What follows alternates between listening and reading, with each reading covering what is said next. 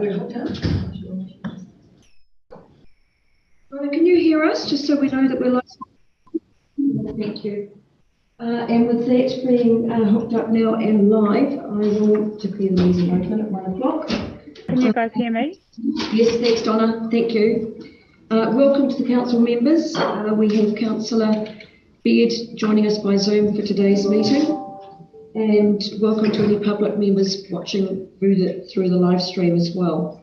Opening karakia for today will be read by Jane. Councillor Neil. E aloha, e whakapono, me te rangi mari e tato tato e. Big hope to us all. Thank you very much. Lovely. Thank you for that. Right, moving through to apologies, we have one from Councillor Paul Medwick. We have not heard anything from Francois, so he may be a late arrival or he may appear on Zoom. Can I have somebody move in second, please, and resolve that the apologies from Paul Medwick be received and accepted?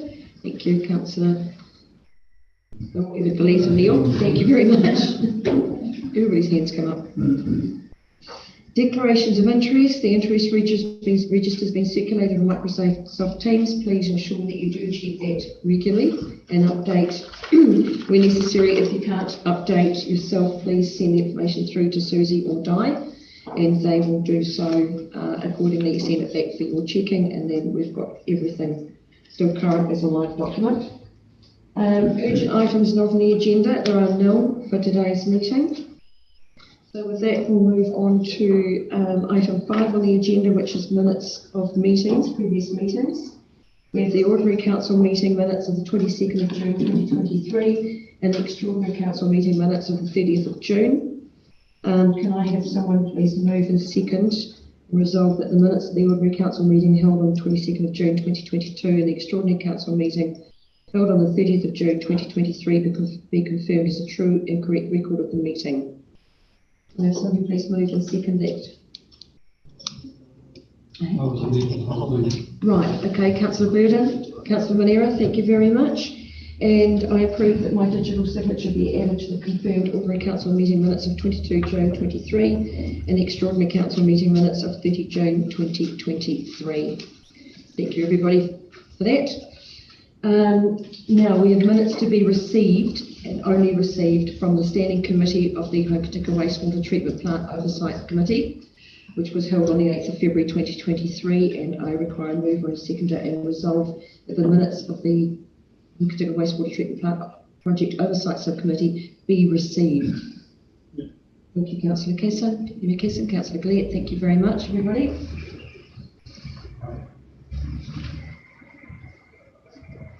Action list. I'll pass over to Simon, please, for the updating of the action list.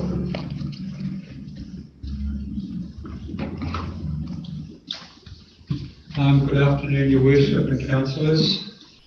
We'll take you through the action list one by one and open up for questions at the end.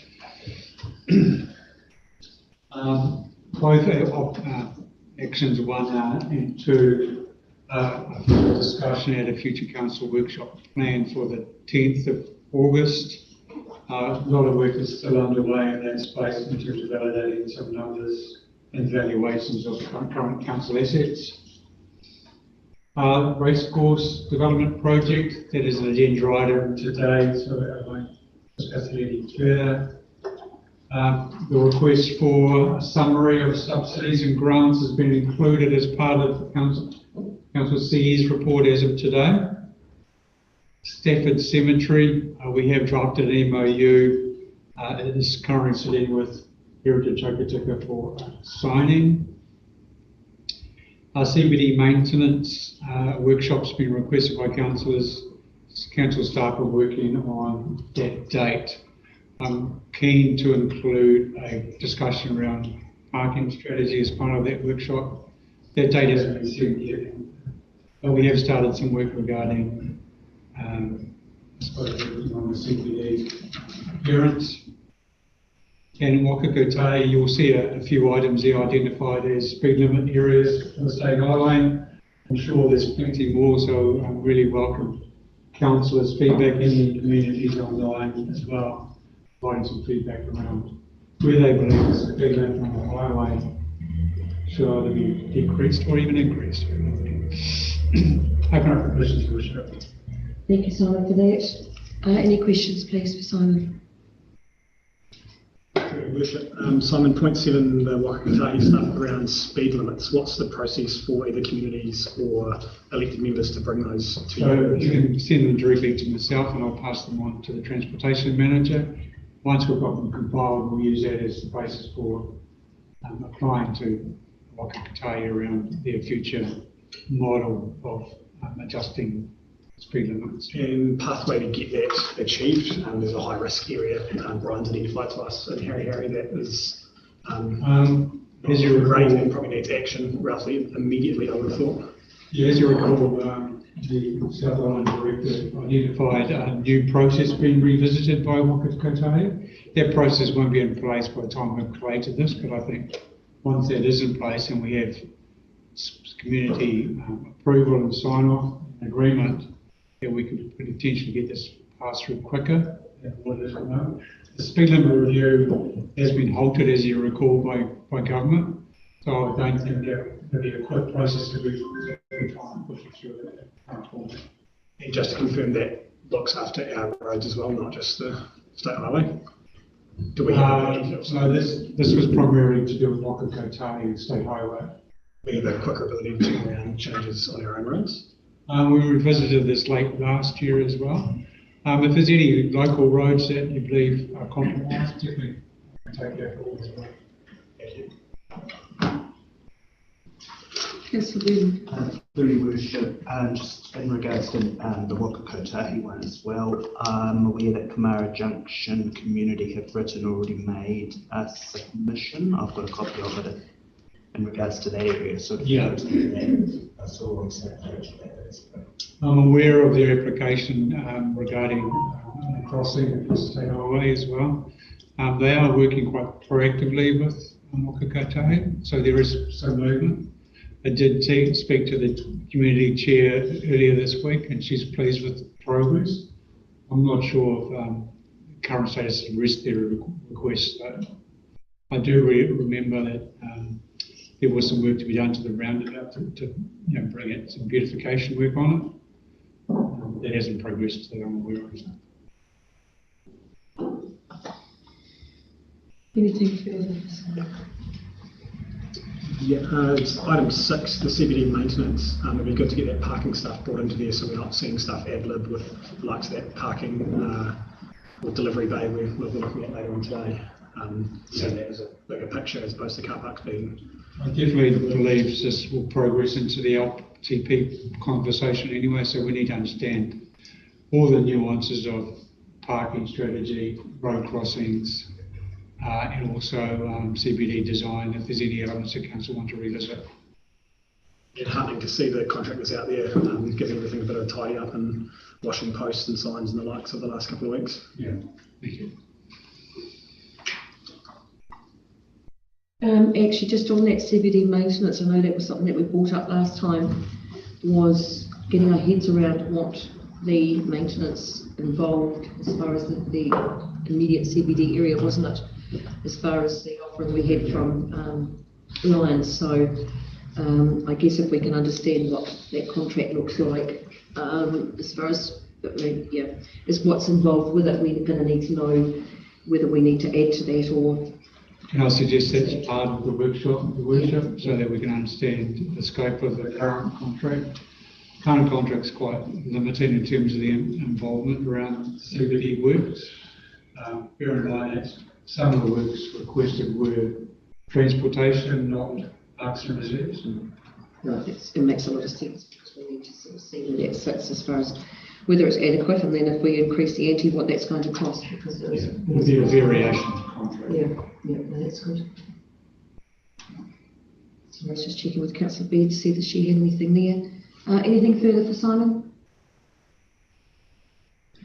No, sorry? No. Donna, do you have something? No, all good. Okay, thank you. Thank you. So can I have a move and second to please resolve that the updated action list from the Chief Executive be received?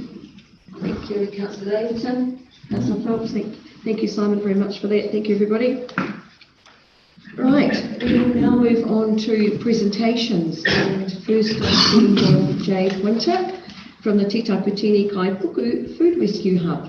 Jade, if you'd like to come forward, please. And thank you for sending through that presentation.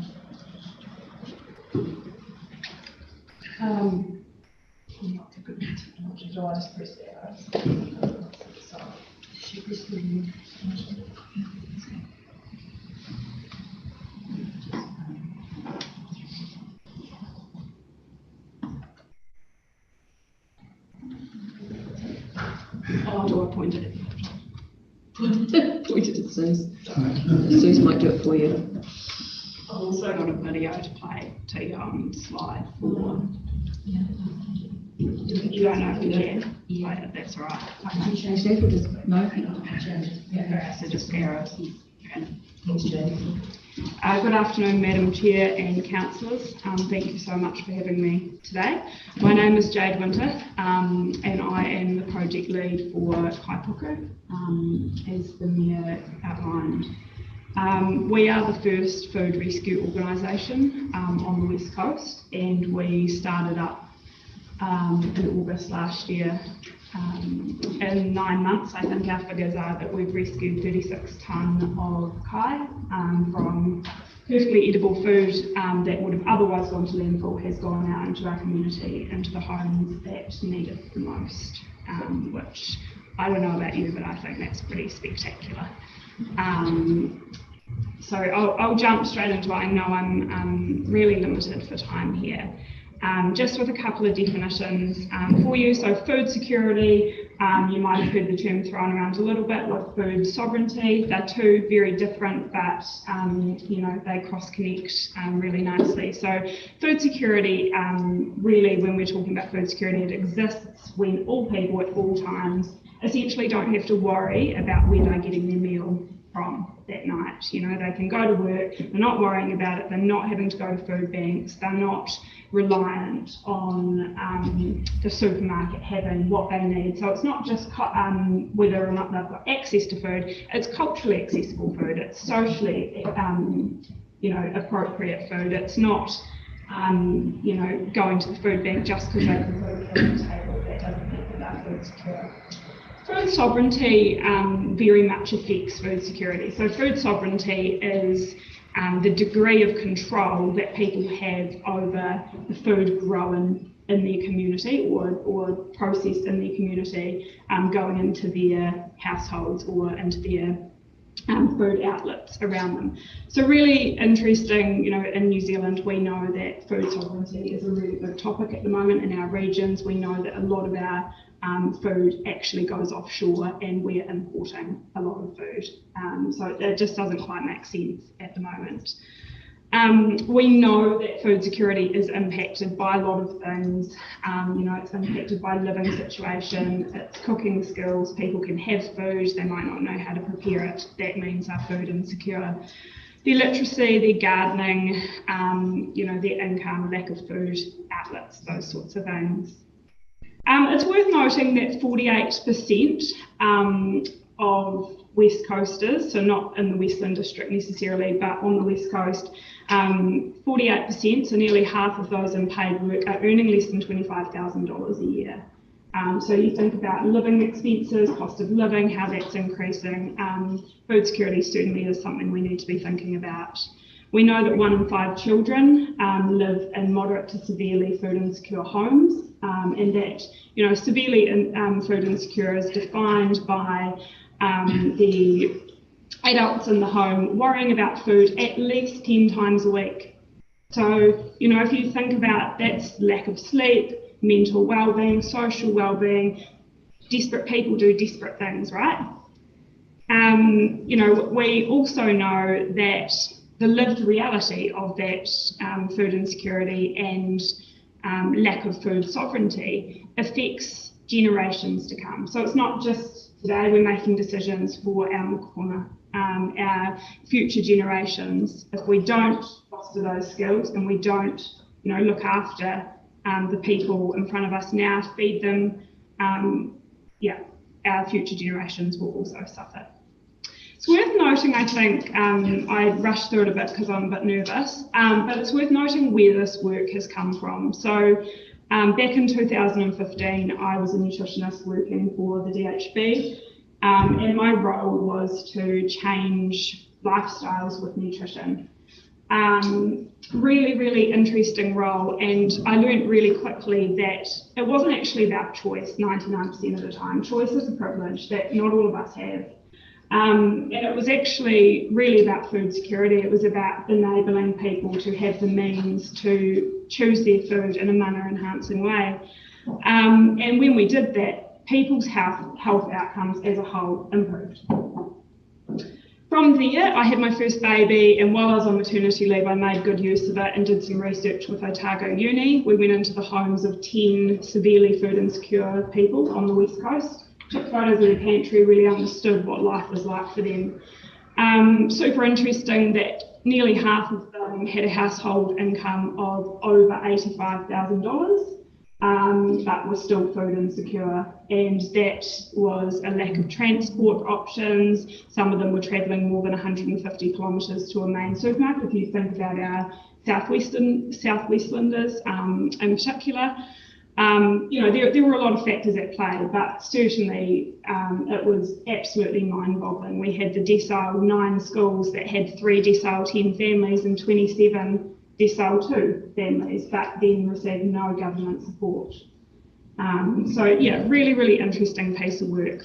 From there, one of the recommendations was food rescue, and here I am. Poutine Wawa grabbed me with 2 hands, and I'm forever grateful for that because it's been a fantastic opportunity to get this up and running and working. These are just a few voices, and I'm not going to read them all out to you because I'm sure everyone can read, and you've probably already had a wee look at it. But, just really outlining the landscape that we're looking at here. Can't get into a proper sleep, because you're always thinking about where the next meal's coming from. Fruit and vegetables are very expensive. We actually participated as an ad hoc, it would have been beginning of 2022, where I actually went around all the main supermarkets on the West Coast and participated in the Otago University Food Cost Survey. And I can tell you right now, it was either 3.3 or 4.3%. Our food prices are more expensive than everywhere else. So it's not just anecdotal, it's not just people feeling the burden there. It is true. And so we do have that added complexity. Then there's just some stuff there around food growing in our communities, but I will get to that in a moment. Do you reckon we can make this work? You don't think it's going to? All right, that's okay. This was just a real cool video, and in all of your spare time, which I don't think there's probably much of it, but if you can spare 2 minutes, it is 2 minutes and 40 seconds, but it's really just a video that Ministry of Social Development made of our food rescue organisation, what we do, what it consists of, and really just in a nutshell what we do is we rescue food, perfectly edible food from food outlets, so mainly supermarkets, food distribution, regionally and nationally. And then we are the gap between food outlets and direct whānau support. So if we're talking food banks, we're talking social services, we're talking work and income. We get that food, we pass it on to agencies who then support people with it. And we've just branched out into education settings as well, because there's been more and more demand on children arriving to education without. I can play the video on here, up there if you'd like. I've got it open here. Oh, yeah, okay. Yeah, that'd be great. Thank you. Yeah, what do we have time-wise? How long do I have? Sorry, I'm very passionate. Another 10? Okay, sweet. Cool.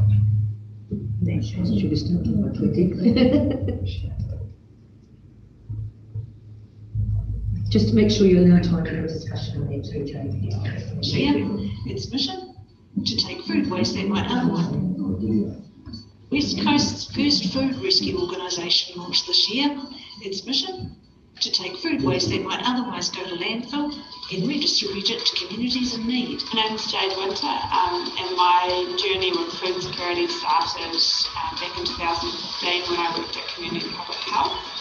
I was running various community programs and recognised that food wasn't always accessible to everybody.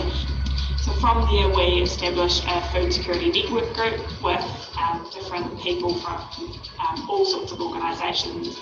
In 2019, Jade began a research project with Christina Kircher from the University of Otago, investigating the reality of food insecurity on the West Coast.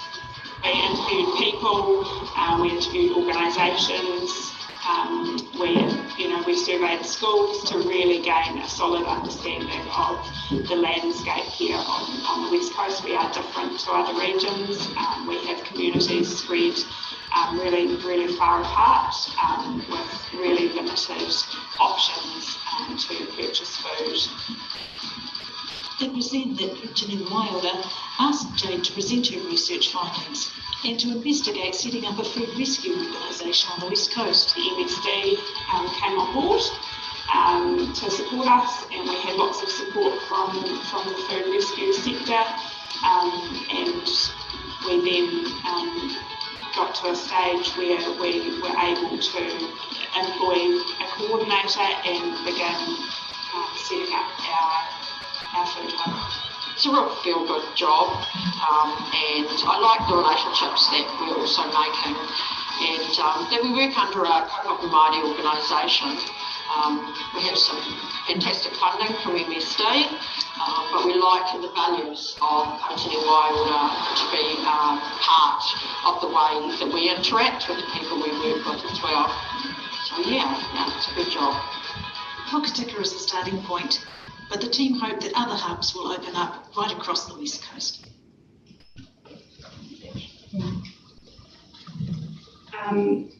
Jack was a week old when I took that video, hence my sentences were a bit short. I had someone pacing up and down the car park while he screamed. But that's okay. Low-income households, they're aware they eat insufficient healthy foods, and educational efforts alone don't really help them. We need to change the environment, and it's all about central government and local government working together with NGOs to make this happen.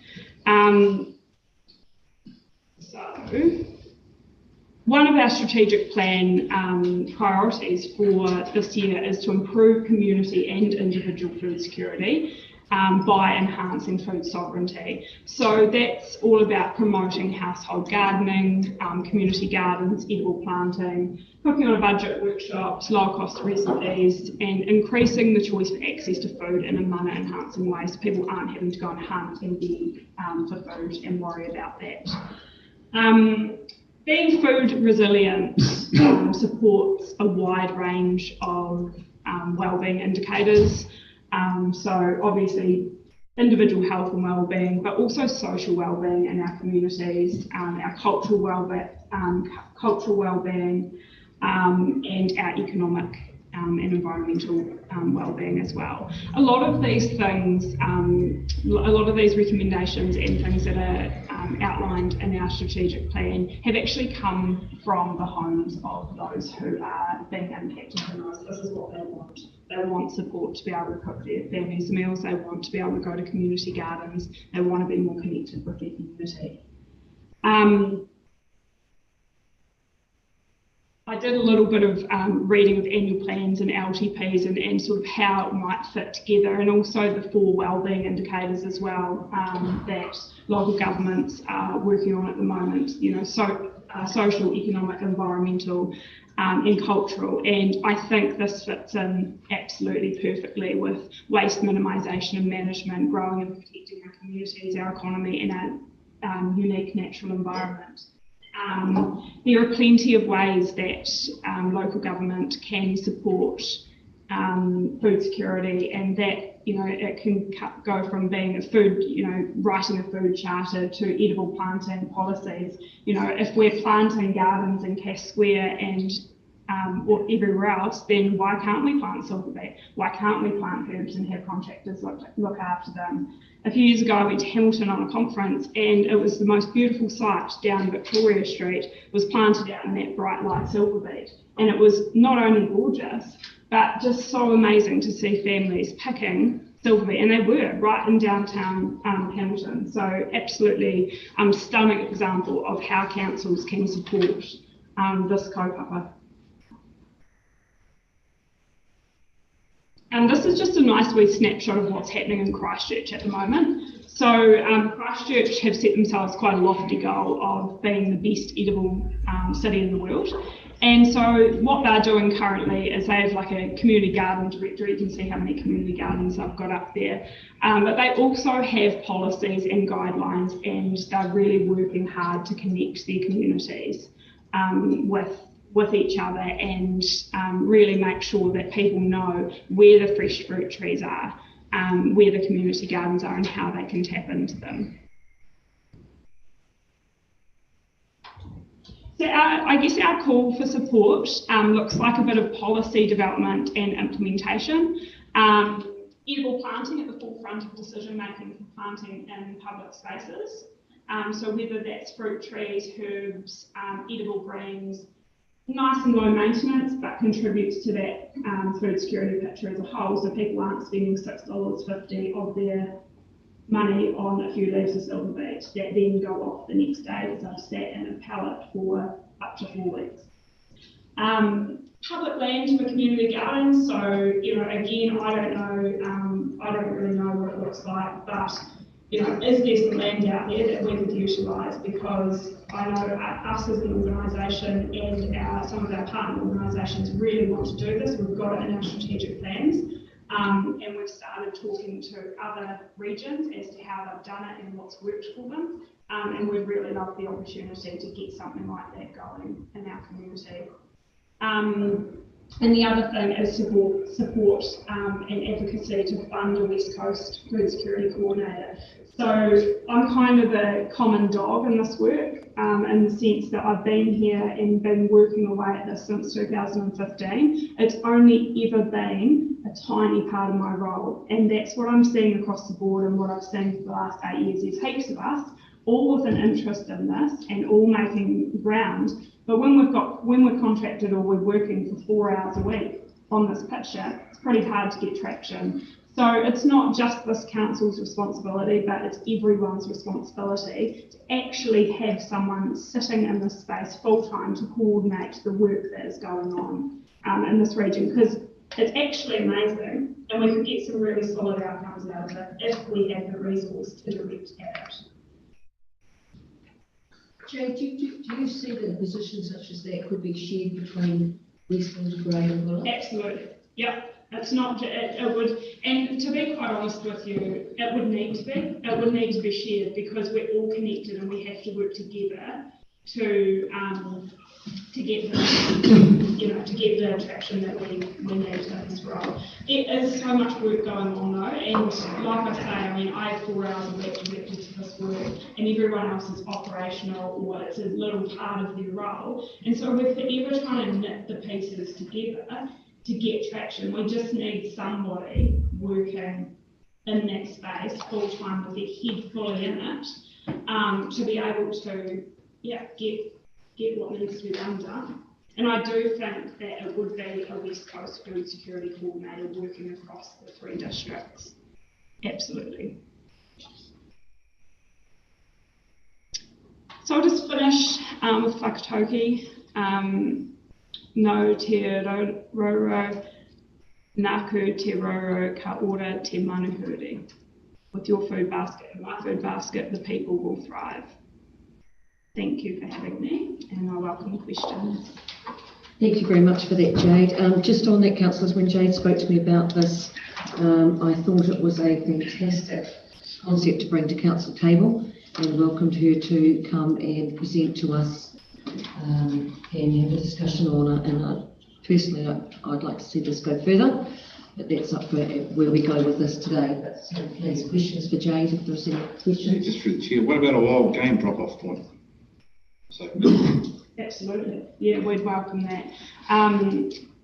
I think one of the things that we would need to ensure is that we are upholding all of the health and safety regulations that go alongside that. So I know we've had plenty of offers of home kill meat, and we can take it, but we can only take it if it's been through a certified. So yeah, but absolutely, yeah. Through the chair, who's the ESD? Ministry of Social Development. Yeah. Okay, thank you. And the 3% increase of food, what do you think that's down to? Yes, on that 3% increase, I may not have been overly clear with that. But it was the first time that West Coast prices had been taken into account. So I'm not sure if anyone's seen in the news, like occasionally we'll get a headline, food increases by 7% or something. And what that is the University of Otago. Typically they go around Auckland, Wellington and Christchurch, and they don't really go anywhere else. I've been badgering on at them for the last 10 years to come to the West Coast, because actually we are a different region, and it would be really, you know, everyone's constantly, oh, the price of food, the price of food, the price of food. And I'm like, well, can we just measure it? And so it was a one-off, and so that 3 to 4%, I can't remember exactly, was the difference between other regions and our region on mean. Yeah. Thank you, Jane. Does anybody have any further questions for Jane? Jane, sorry, Councillor Neal. nervous, you did it really well. It's fantastic, really interesting. I love it. I think it's fantastic ideas. Public land, I can think of quite a few areas that would be potential ones, and private land as well. How far from the sort of urban setting can it be, do you think, that would work? Yeah, we would want to be close enough that access wasn't a barrier. And we would want it close enough that people could volunteer their time and energy to the space without having to travel too far. So I guess we're pretty open at this stage, but yeah, the closer, better for us. Are you aware of a few years ago, it was, I think, recently, the fruit tree planting around the community? Yeah, I'm aware. If it's the same project I'm thinking about, there was a project done when I was at Community and Public Health, which is now Te Mana Ora, where Health Promoting Schools and Westreap went around planting apple trees, heritage apple trees, at many schools around the region. But yeah, I'm aware that a lot of work's been done in that space. And we've also tried this before, you know, there's been a couple of people say to me, well, you've done it, you know, this has been tried before and it's failed. But has it ever been done before with adequate research behind it and planning, you know, or has it been, let's just dump some seedlings in the ground and hope that they take care of themselves, you know? So yeah, there needs to be a little bit more planning involved for something like this to be successful, and also communities to be making their own, you know, their decision to participate. And I think the fact that this was a good idea coming from our most vulnerable members of the community is a good sign. Fantastic, really interesting. Thank you.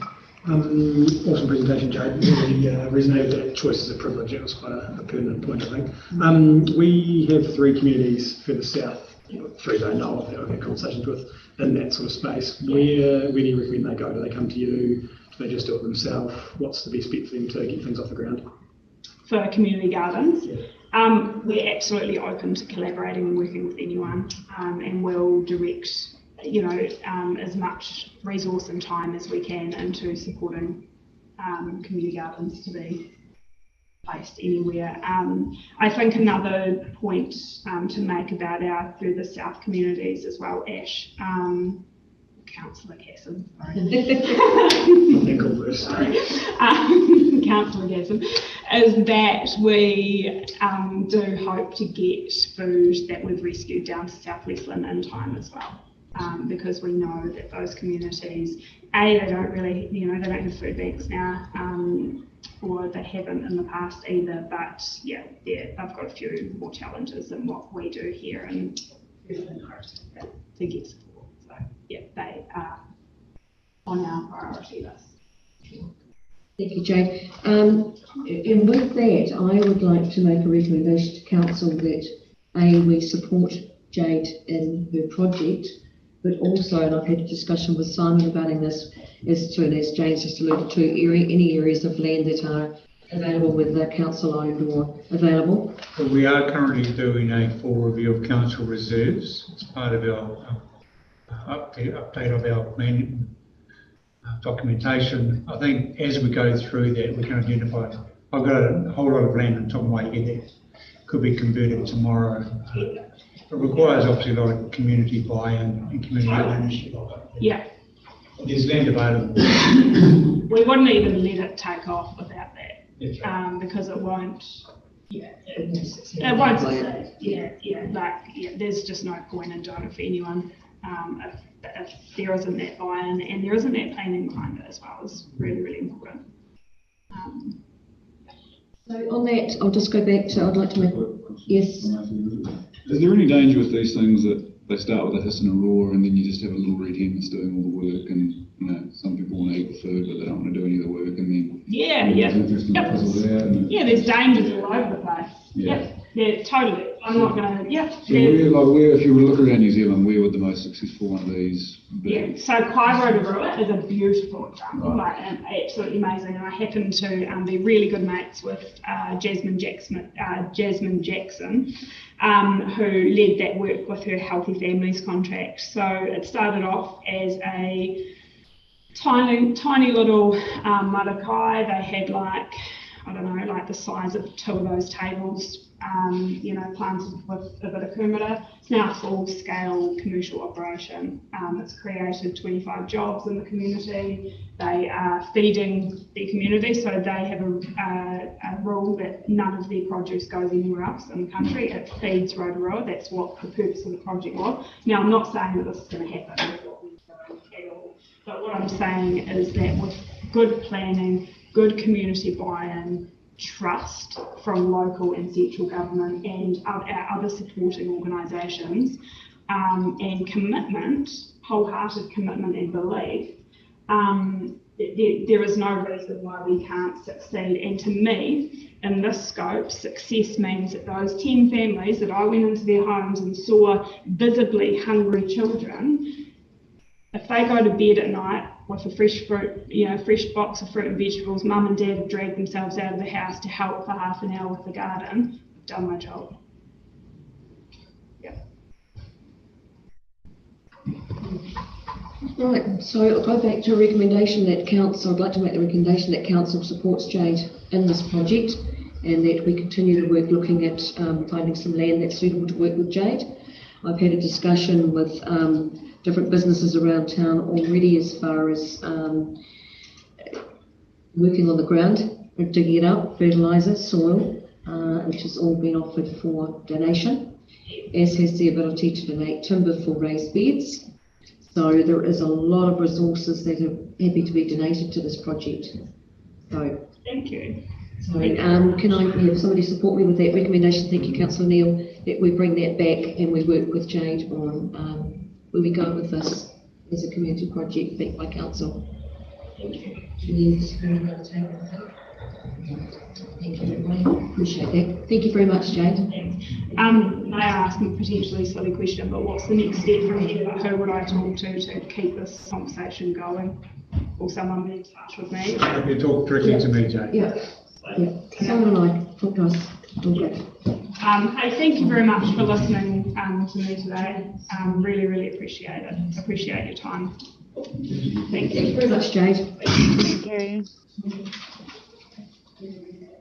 Right, so the next presentation is West Coast Road Safety. Oh, sorry, can I please have somebody move and second resolve that we received Jade Winter's presentation on Te Tai Putini. Thank you, Councillor Hassan, Councillor Burdon. Thank you. And next we have Glenys Byrne, Road Safety Coordinator, speaking to her presentation. Welcome, Glenys, and thank you for the goodie bags that you've delivered to everybody. Thank you, Neilish. Oh, it's really nice to follow, Jade. 13 years ago, I put in the community garden on the West Coast, and it's still going, it's still thriving. So that's at Lazar Park, and the bay tree that Robin Reeves planted, still growing, and the feijoas, so it can be done, and a nice follow on.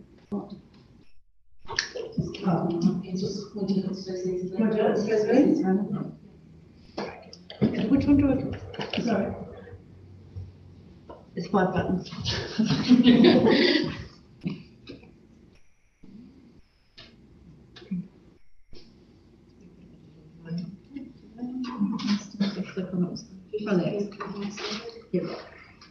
Okay.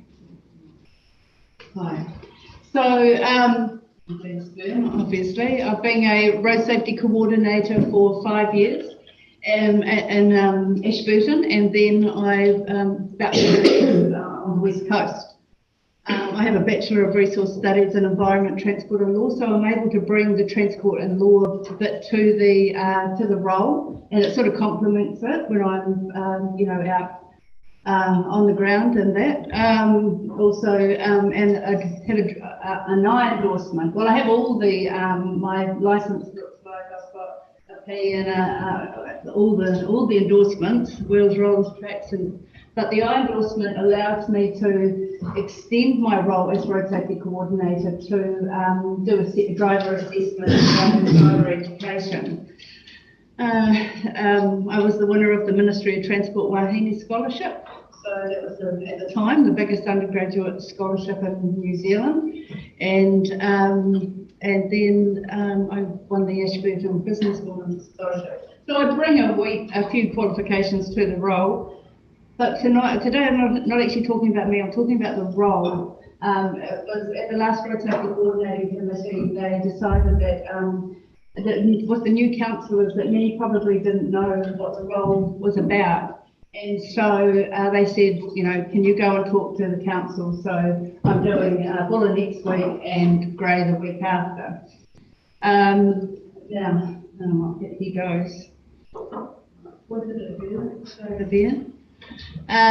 So the road safety role is probably the most important part of the presentation. It's funded by the 3 district councils and Waka Kotahi. Now Waka Kotahi provides approximately 50% support, and that changes with the likes of Buller.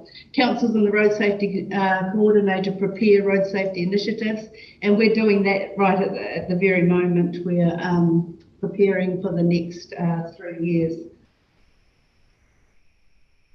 So it's co-funded council activities by the Waka Kotahi include the road maintenance, low cost, low risk movements, walking and cycling, and road safety promotion, and I come in at the road safety promotion. Each council receives co-funding based on its individual funding and assists the role. So Buller gets 72%, Grey gets 63%, and Westland gets 62%. And there's an example that a Buller district has an approved activity of 1,000, Waka Kotahi will provide 720. So, Buller district just contributes 280, so it's very generous. What's up on? I don't even know what slide I'm up to now. I've jumped ahead so much. Are you over to Sally Susie? What's up?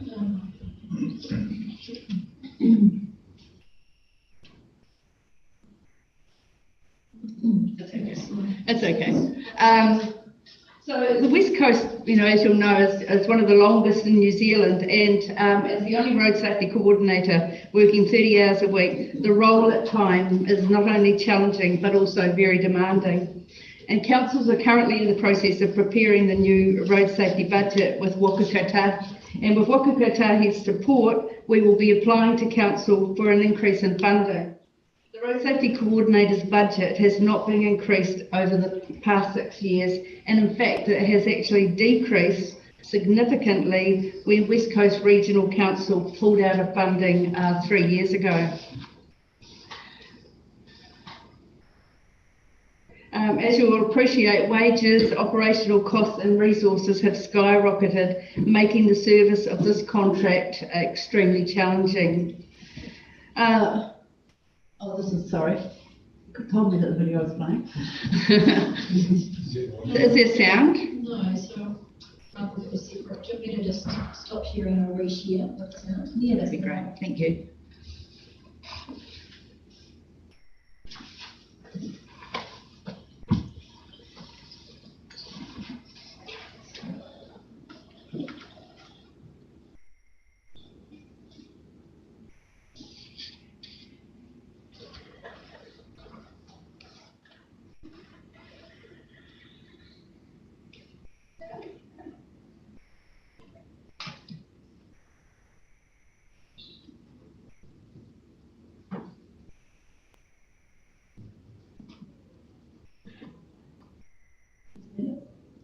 No, that was the last slide. After the movie. Oh, if you click back. Okay. After the movie, after the... Oh, sorry. God. You're looking over here. Imagine an Aotearoa New Zealand where everyone can get where they're going safely. Where it's safe to drive to work and home again, to go on a summer holiday roadie or visit whānau. Where it's safe to ride bikes and let tamariki walk to school. Where transport improves our health and well-being, creating livable places for our communities. This is our vision for Aotearoa New Zealand. We're not there yet, but we have a plan. It's called Road to Zero. Road to Zero adopts a world-leading approach to road safety that says it's possible to have no loss of life or serious injury on roads. It sets a target of reducing deaths and serious injuries on our roads by 40% by the year 2030. To get there, we need your help. Waka kotahi, media, councils, community groups, road designers, policymakers, car dealers, insurers, regulators, police, whānau, parents, students, teachers, and us as individuals all have a shared responsibility for keeping people safe on our roads. It's important we all follow the rules and make safe choices when we travel, but we all know people make mistakes, so crashes will still happen. But we can prevent people being killed or seriously injured in these crashes by building a safe transport system that protects people at every turn. As humans, we're vulnerable in a crash, so we need everyone making safe choices in safe vehicles, on safe roads, and travelling at safe speeds. With a well-mapped plan and a shared commitment from all of us, we know we can get there. It takes everyone to get to no one. Mā tātou e kore, tētahi e hinga.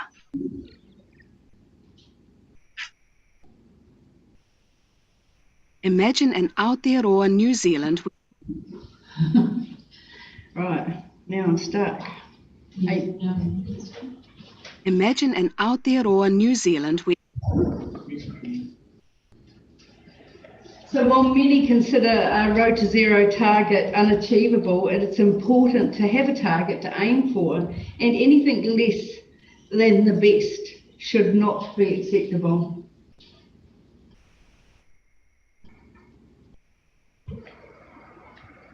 My role.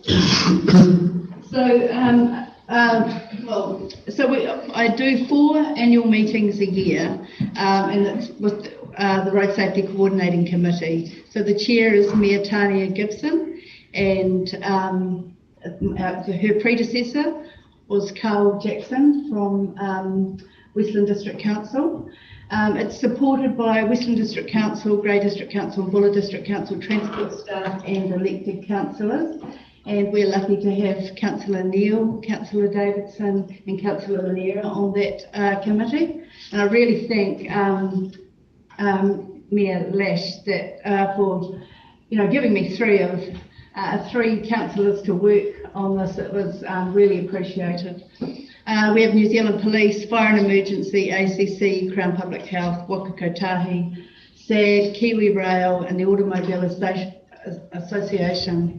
There's also, I've invited Westland Milk Products because they're on the road and they see things that we need to do. So the role of the Road Safety Coordinator is to stay up to date on plans and strategies, representing Council's policies and priorities, and in public forums and discussions with external agencies.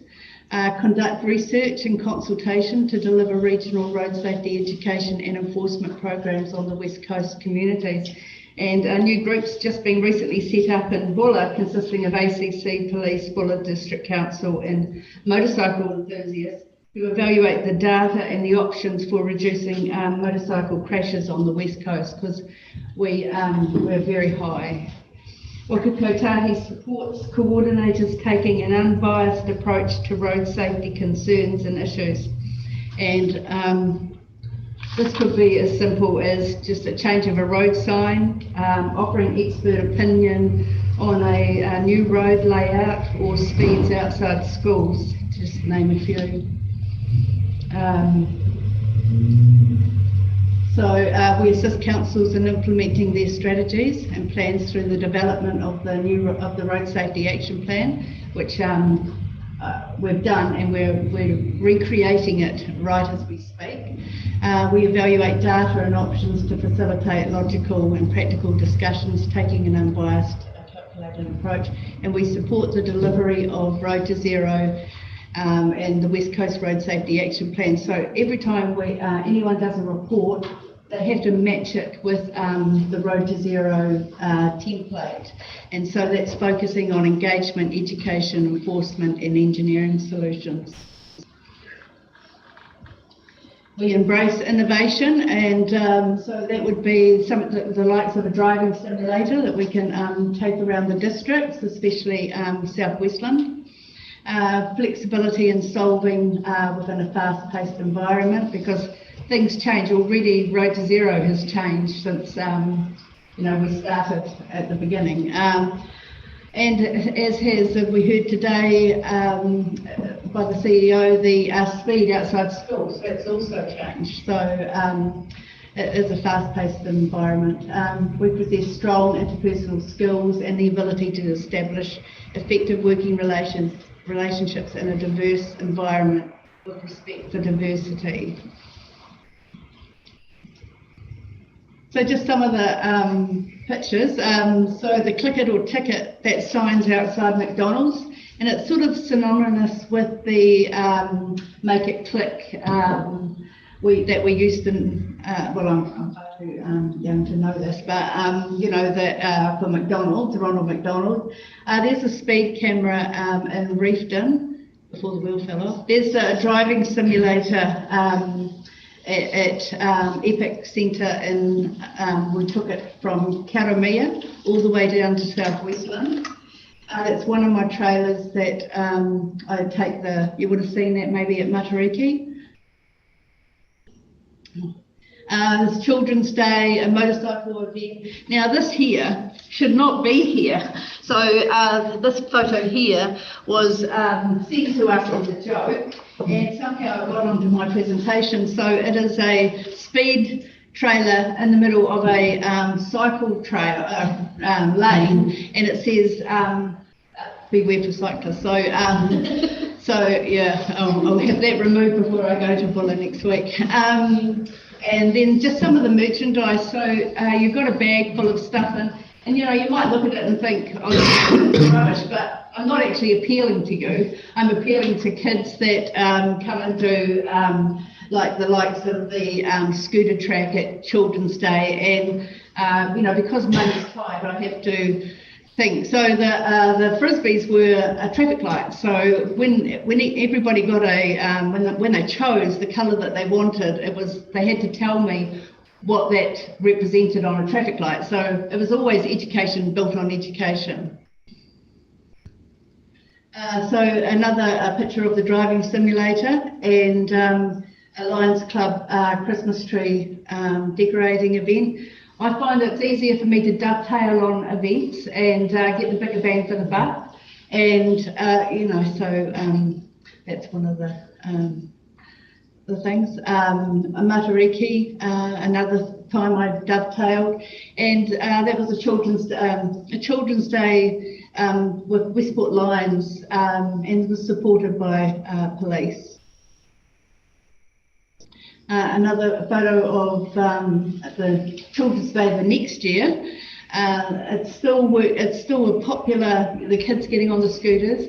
even at Matariki, we had the atomic road cones flashing away, and the kids were on their scooters and they were riding around them down the main street, and they sort of, you know, had that freedom of being able to ride on the road unaccompanied. That was a great zoom in for the kids, wasn't it? Those cones lit up. Oh yeah, they were.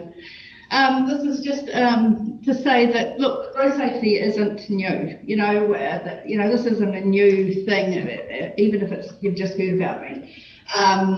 This stamp here is 1963. You know, so road safety has been important in New Zealand for a long time. I'm not going to go over that. I just added that to as a bit of entertainment, but also to show you that you know, that road safety isn't new and that we've been building on. But you know, when you read those stats, about 69 deaths in 1929, yeah, they're quite high. So I added that just for a wee bit of information about New Zealand road safety. And we're going from there.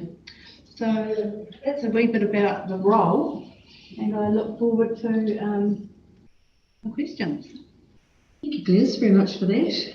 So good that you've got to us to present and bring the reps speak with yours. I will quantify the number of councillors that I put forward for that, recognising that we've got one of the largest or longest geographical regions. I think it was important because you do travel to South Westland, so it's important there's somebody from South Westland there from that aspect too. I totally agree, because you know, I can't be everywhere, you know, and having a councillor that can bring back that information to me. Yes. And already I walked in the door and he's showing me signs already, so you know, that's great, and I really thank you for that. And the other thing is too is that if somebody can't make it, there's going to be a chance that somebody else can be there, and then that feedback's there, so it means that we don't fall short of our responsibility. So on that photo, what happens now? What do you do with that photo? I'll probably talk to Carl, because it's probably in Carl's area, road safety signs, and then we will, if we have any, if Carl doesn't budge, I'll take it to the West Coast Road Safety Coordinating Committee meeting, and it will be put in as an action, and someone will see it. Yeah, I totally see your point, and I don't think it's going to be a big one, Carl. So what was the, can we ask what the sign is? Speed, yes, which we saw when we were down there on Sunday, yeah. What's the time? It's very relevant because while we were in Harry at the Civil Defence meeting on Sunday, Ashley and I went down with Brian and had a look, and the area school there is actually on a, it's on a council road, but it's a rural road, but there is a 50k sign there which looks like it's sunk down to the ground because it's down here and not up there. But by and large, the traffic that moves up and down there does at least 80 to 100 k's. There's nothing to say. There's a school there. You've got cars parking on both sides of the road. You've got kids coming out. It's a vulnerable area that we have been asked to recognise. So we could see the problem straight away when Brian went out to us. And yeah, I have a really good working relationship with Hamish. He's head of police for the whole of the top of the South Island, and he was the one that brought the booze bust down, I mean the checkpoint down on the weekend, and allowed 4 officers working 2 nights on the Matariki, because I had emergency services there with ambulance, fire brigade and police, and if I ask him at the meeting, he will make sure his officers, because it's happened outside 2 other schools in Frayner, and he's just hit them. He'll have speed cameras and officers patrolling, so we'll start a wee bit of enforcement and a bit of education. Thanks very much. Thank you very much. Any further questions for Glenys, please? Yes, Councillor Burnham. Just want to thank Glenys. I think she's often out and about and probably does more than her 30 hours a week. Every time I go somewhere to an event, Glenys is there with all her gear. And just wanted to, I just want to understand if you have, with your relationship with councils, obviously working across the whole coast, is your relationship with the councils actually good? You have good working relationships with the councils, or is it difficult dealing with being spread across 3 different councils? Look, I have a really good relationship working with Carl. Carl, he's every time I have a problem or an issue, it's Carl's on the phone, and he's been amazing. Mayor Lash, giving me 3 councillors for my committee meeting shows the other councils that that we're serious about road safety in our district. So that's really good. However, recently I offered my services with my I endorsement to do assessment training, and Buller District Council had put all their staff through the assessment training, and Grey District Council did 3 days of assessment training with their staff. It was it's a 20-minute drive in a full car, looking at their driving behaviour and that. I only got 3 from Westland. So, one of the operation managers who did it in Ray said to me, look, Glenys, I said, I can't believe how many you've got. 3 days, just boom, boom, boom. I only got a lunch break. I didn't get afternoon tea, morning tea, it was just one would get out of the car, one would get in the car. And he said, well, why wouldn't we? Why is it any different than sitting around an ergonomic keyboard or doing it at a standing station because of health and safety? He said, he said that at a recent event he went to up the North Island with all CEOs, he said that a CEO said she had only been in the job a few weeks, and she had to go back to work and say to her staff that they had lost a work colleague, staff member, driving a staff vehicle. And she said, from then on, she's realised that we need upskilling. We need a reminder that maybe our driving slips or that. So I would welcome the opportunity to have a few more interested staff do this assessment training. It's free. I mean, you're lucky I've got an I endorsement that I can actually do it, and I'm a qualified driving instructor. So it would be good to see, maybe from the top down, come out and for a 20-minute drive, and just, it shouldn't be like a punishment. It shouldn't be like the person at the bottom of the ladder. It should be fun. And it should be, say, look, I'm doing it. And they did it in Grey, and they did it in Buller. I had them all. So it's but I have a great working relationship with all the councils. Thanks. Thank you very much, Mr. Nick. Any further questions for Glenys? No, just like to thank you for those meetings, Jane and myself and Councillor Madera. Really enjoyed it. I think as soon as he enjoys the cup of tea and the cake. Thank you. Can I have somebody please move and second resolve that the application for the Vegasburn Road Safety Program be received, please? Councillor Neal, thank you very much. The seconder, please. Councillor Burden, thank you very much. Thank you, Glenys, very much for your time. Right, we will move on to the Hokitika Racecourse Infrastructure Acceleration Fund. Development options, please, from Simon. Before we move into this, I need to declare my conflict of interest. My moral compass triggered something. I spoke to the Officer of the Auditor General upon their advice. It's not in the best interest of council to get involved, given what I do for my job. The fact I pull salary and commission from the sale of houses, my workplace and companies we work with will have interest in the first steps of this process. So upon advice of staff, I shall be exiting the room. I will have a cup of tea and I will see you all soon. Thank Further on from what Ashley has said, I also have listened to advice and received varying views on the potential conflict of interest with the base course due to my involvement with RDA. I do feel in small communities, we often have interest in multiple areas of our community because of this extra knowledge in our community that we have on council.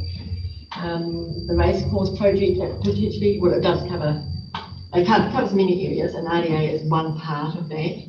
And I will not be declaring a conflict of interest on this. I will be speaking to it and voting on it after due consideration, but I will be very careful not to push about it at all.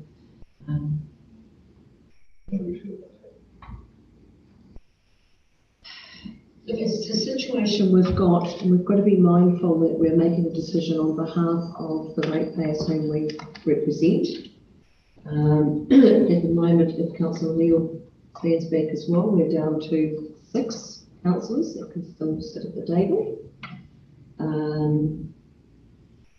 I guess going forward, we've got to also look at it and say that we are all going to be probably have a conflict at some stage in some way or other with the decision when it comes along, and it's a matter of how we address that. We do rely very heavily on people's integrity, and in that respect, there's nobody at this council table that I don't respect their integrity as far as being able to balance what is right from what is not, or what puts council or themselves as a councillor at risk or not.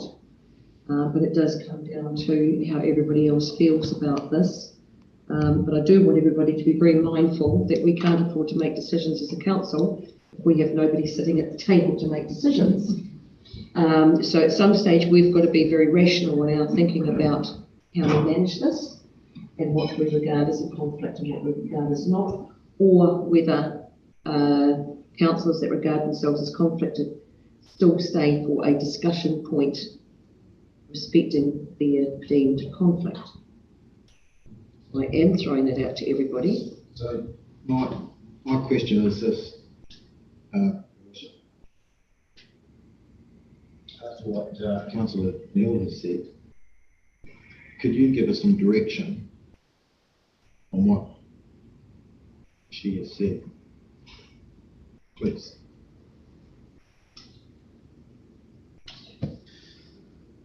Could you? Yes. You know, I've heard what you're saying. I'm just trying to think about that because Simon and I have had communication and taken advice on this. It does come down to comprehension of what we've been given as far as determining what is acceptable and what is not. And that is the hard part with this whole situation.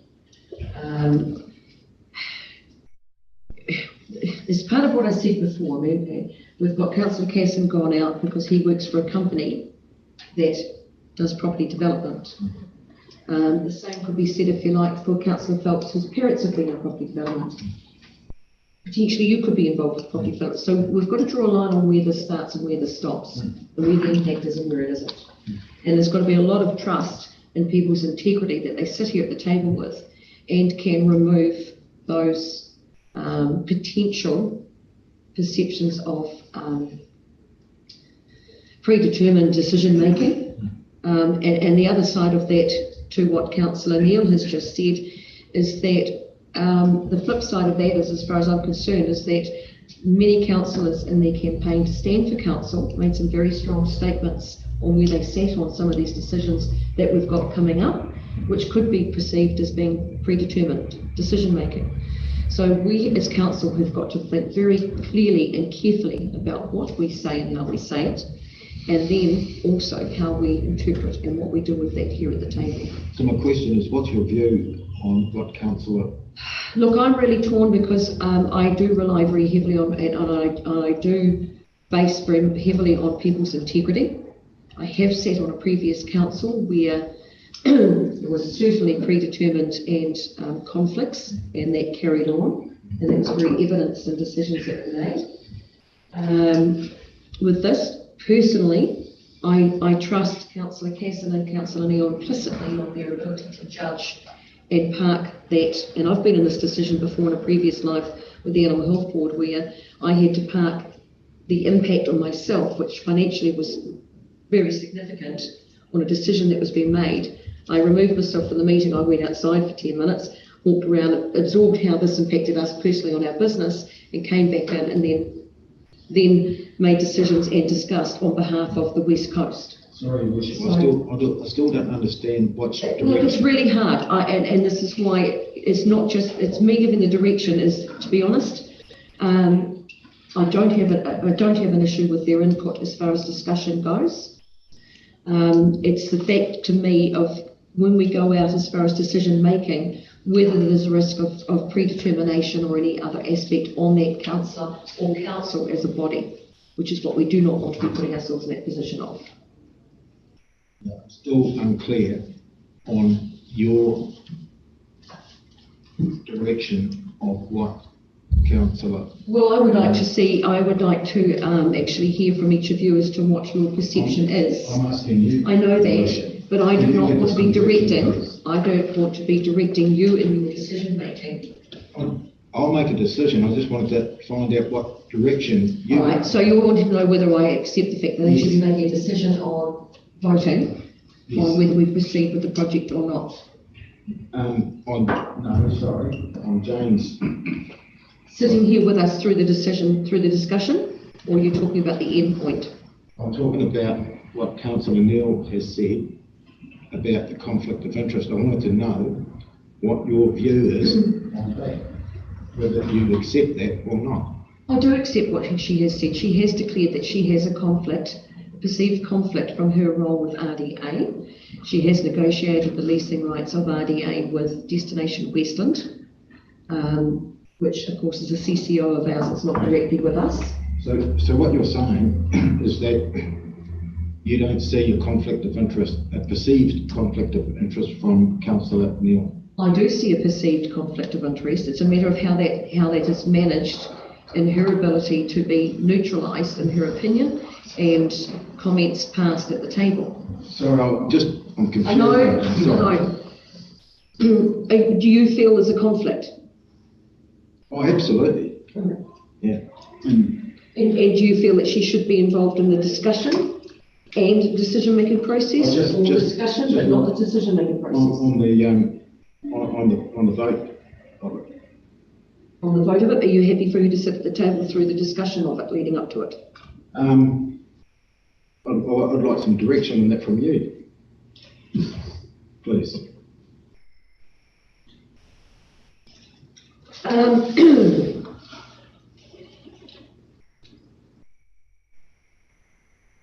I don't have a problem with somebody sitting here on the discussion from a neutral sense. And if Councillor Neal feels that she can have a discussion with Council on this subject from a neutral sense without the RDA conflicting, then I'm prepared to give her the benefit of being able to do so. But the decision making is where the crux of the decision sits. Meaning what? Meaning that whether Council believes she should be involved with the decision making or not.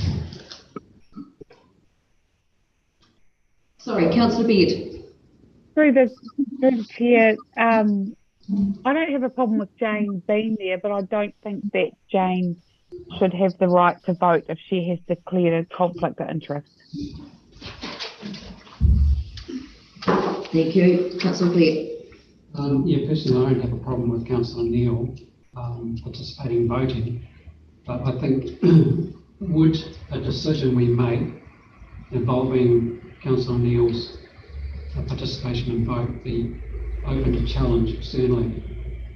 If we made some sort of binding decision based on our assumption of how the process might work, could this be challenged by some external party? That is the concern. That's my concern as well. Because that's the flip side. Do we need to get advice on that? So the advice is quite clear. If there is a decision and someone voting on the decision had an outcome that goes in their favour, very clear, obviously, in tender processes whereby someone's going to get financial gain as an entity from it. This one has that potential as well, considering that if it was going to be voting towards proceeding with development and the council decided not to proceed because of a vote, there is potential that someone could challenge the decision. That requires to go through judicial review. It requires council to pay for that judicial review, and that can get into the six-figure digit.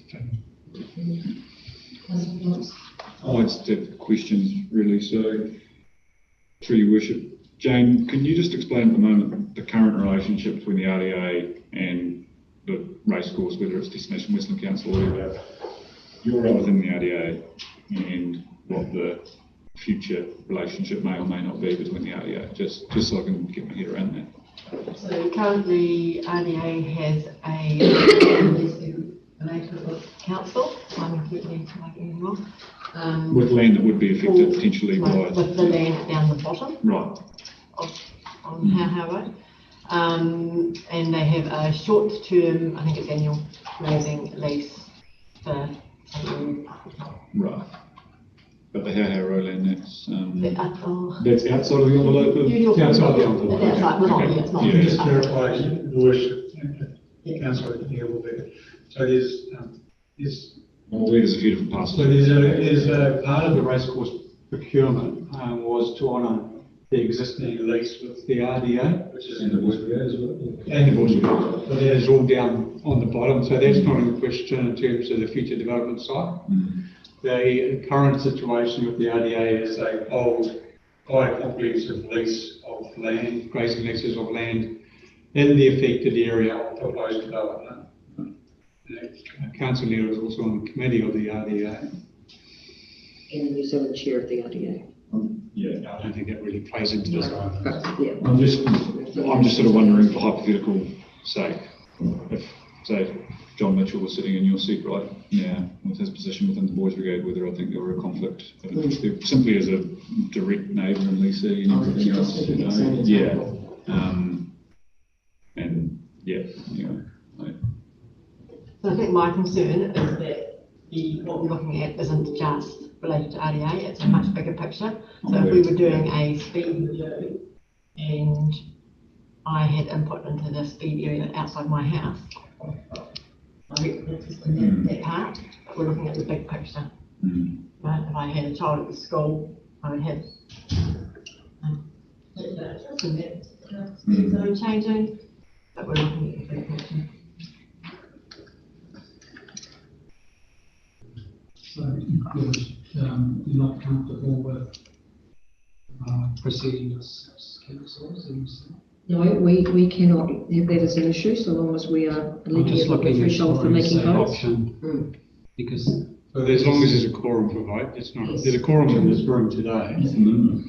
It's a vote on majority. What's the minimum? Susan's just looking at. Plus one. Plus one. The members is physically present. It's even. Half the members is physically present is even. Not physically present or just in spirit? Or a majority of the members physically present where the number of the members is odd. No, just to recall that there is a current approval for video links to be included. Yes. Yes. Yes. So Councillor Beard has voting. So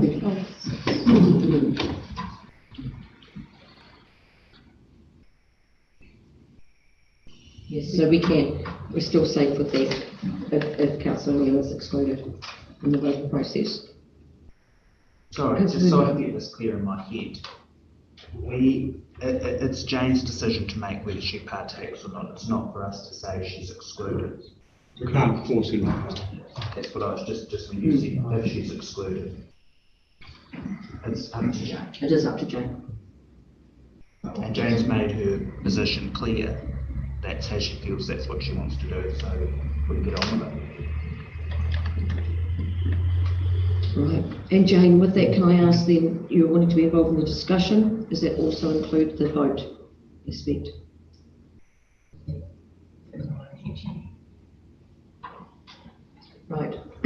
guess my next question is, should we be giving, Councillor Can Cassidy I to please us? propose a compromise, Your Worship? Yes. That Councillor Neal has a last vote.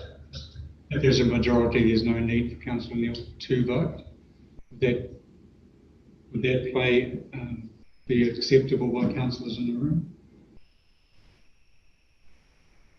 Is that acceptable to everybody? Because what that does is actually removes the risk of a conflict. Yes. I think it's a very good idea. Is everybody in agreement with that? Yeah. Thank you, Councillor Beard.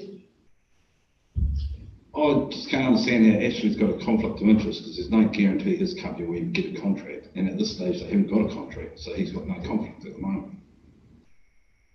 It's up to individual councillors to make that. But if you heard what Jane said, you might change the mind.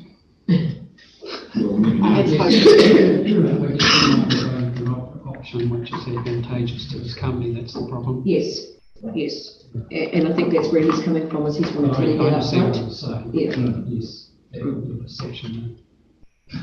He's wanting to front foot it because of where we're going with the decision today. He will determine going forward. So, righty ho, everybody's. But I would actually rescind my right to vote if people are more comfortable with that, but I won't rescind my right to be part of the discussion. Is that the right way? They're your formal position, yeah? That would be my formal position. Councillor Neal? Move on, Your Worship. Yes, thank you very much. We shall. So, good afternoon, Your Worship, Councillor, robust discussion. Just to highlight that as conflict of interest is very difficult to manage. Small community, we're involved in a lot of community activities. We have a lot of interest across the community wellbeing, and people put their hand up to be on council because they are heavily involved in the community. So it is challenging, but highlighting that the biggest area of conflict is if there's any financial gain to be imputed by a councillor. So happy to move on. We have a report in front of council today, and I apologise for the size of the report. It is comprehensive and all-encompassing. But the purpose of the report is to provide council with follow-on from the public feedback or public engagement exercise we've conducted starting on the 23rd of March.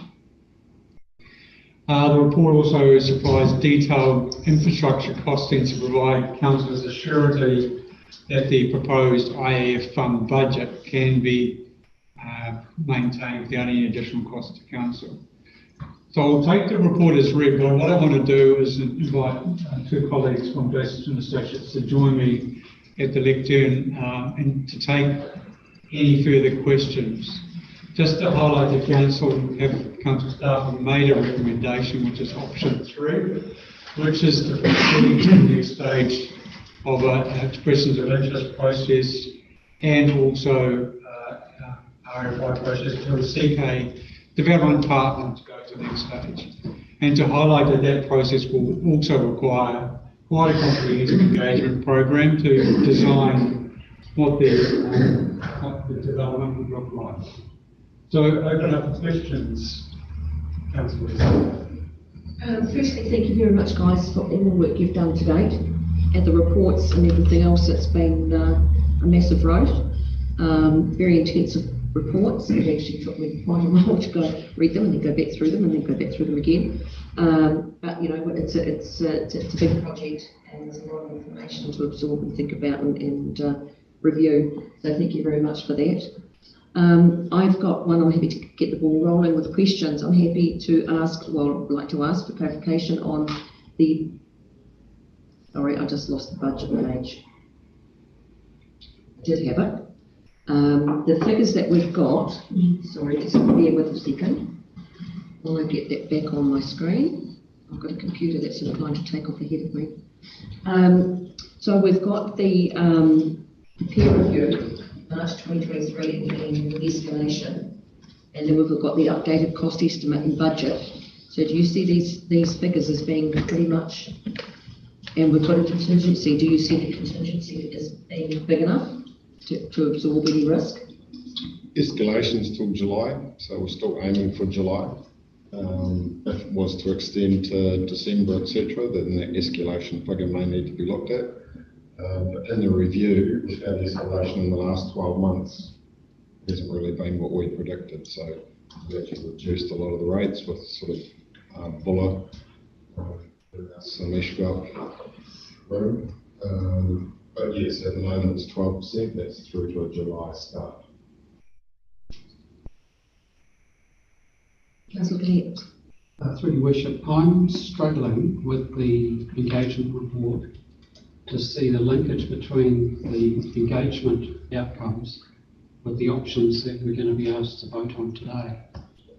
Because this report to me looks like it summarises the discussion of what the council wants to do with the land rather than what the community wants to do with the land. It doesn't seem to, unless I'm missing something, it doesn't come out and say the community wants this and this is what we should be voting on, because the options that are in the report are exactly what we had back in March. So the community engagement report was by far the hardest to undertake and also to write to. So a lot of people put a lot of trust in the conversations that they had with us that reflect those conversations back to the council. So we've attached a whole bunch of transcripts. So to get away from any confidentiality, we've had to go those up neutral. In terms of the decision for council, there are 2 agreements in place with the Crown to date. So the housing outcome agreement is about the typology of housing over a period of time. What we have seen in the report is a series of recommendations to the council not to recommend the project or not. That is not our position in providing advice to the council, but about future engagement and can some of the needs that we had come through met through design processes.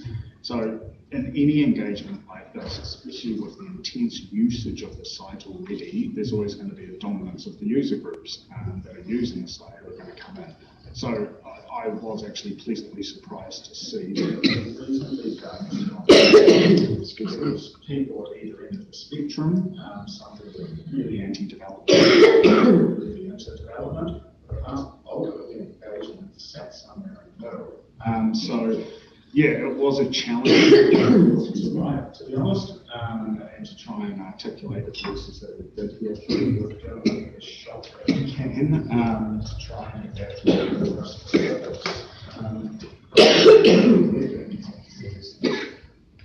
Yeah, I just want to make sure that this supports what the community, what their vision was. Yeah, fundamentally. Because we want to make sure that the community sees that engagement happens, we listened, we summarised, we came up with a solution that reflects so the community can see that we do listen. I don't want to go down the path where we've done this engagement and then we might get comments come back which says, oh, they just went ahead with it anyway. We didn't listen. So there needs to be more of a linkage between what those engagement sessions were. Jason and I have discussed this at length, and yeah, Jason. So at the moment, that mechanism is your expression of interest in the personal proposal. So at this stage, if things go well this afternoon, that would be in front of you next month, and those input from the community saying this amount of houses, these type, this amount of recreation will be the scope of that EOI. So that's what's going to go out to developers saying here's what council on behalf of the community are asking for. So that's your mechanism, is the expression of interest. The council were to receive the set of criteria involved to go out to the place, that would in turn change the agreements with the Crown in due course. But that's where the reflection of the community's aspects. So for example, we went with option 3, just hypothetically, the next stage would be fine-tuning that engagement feedback to say, actually, these components are needed to be included in this scope. Some criteria about as well by the community engagement councils. That comes through in this report though? Likewise, I didn't see that coming through in this report. Well, there doesn't seem to be anything in there, like I said, it doesn't point to those elements being included or being a list of, for example, nine key elements that for example, the committee might say, we want these to be part of the design scope of the project. I don't see that in the summary. No, so we did say in the report there that there were certain questions that we actually asked, which were excluded from the report, that if the council were to proceed, they would be the design criteria. So the engagement was multifaceted in terms of going out for a sense check and actually hearing from the community, sharing as much information, because that was the big thing we heard. The information on design methodology, housing quantities, etc. is there. So there are questions that we left out of the report that we put a disclaimer in and said these are specifically urban design elements that haven't formed this report, but if the council were to proceed, then those would come back through in the expression. So, yeah, sorry, we didn't.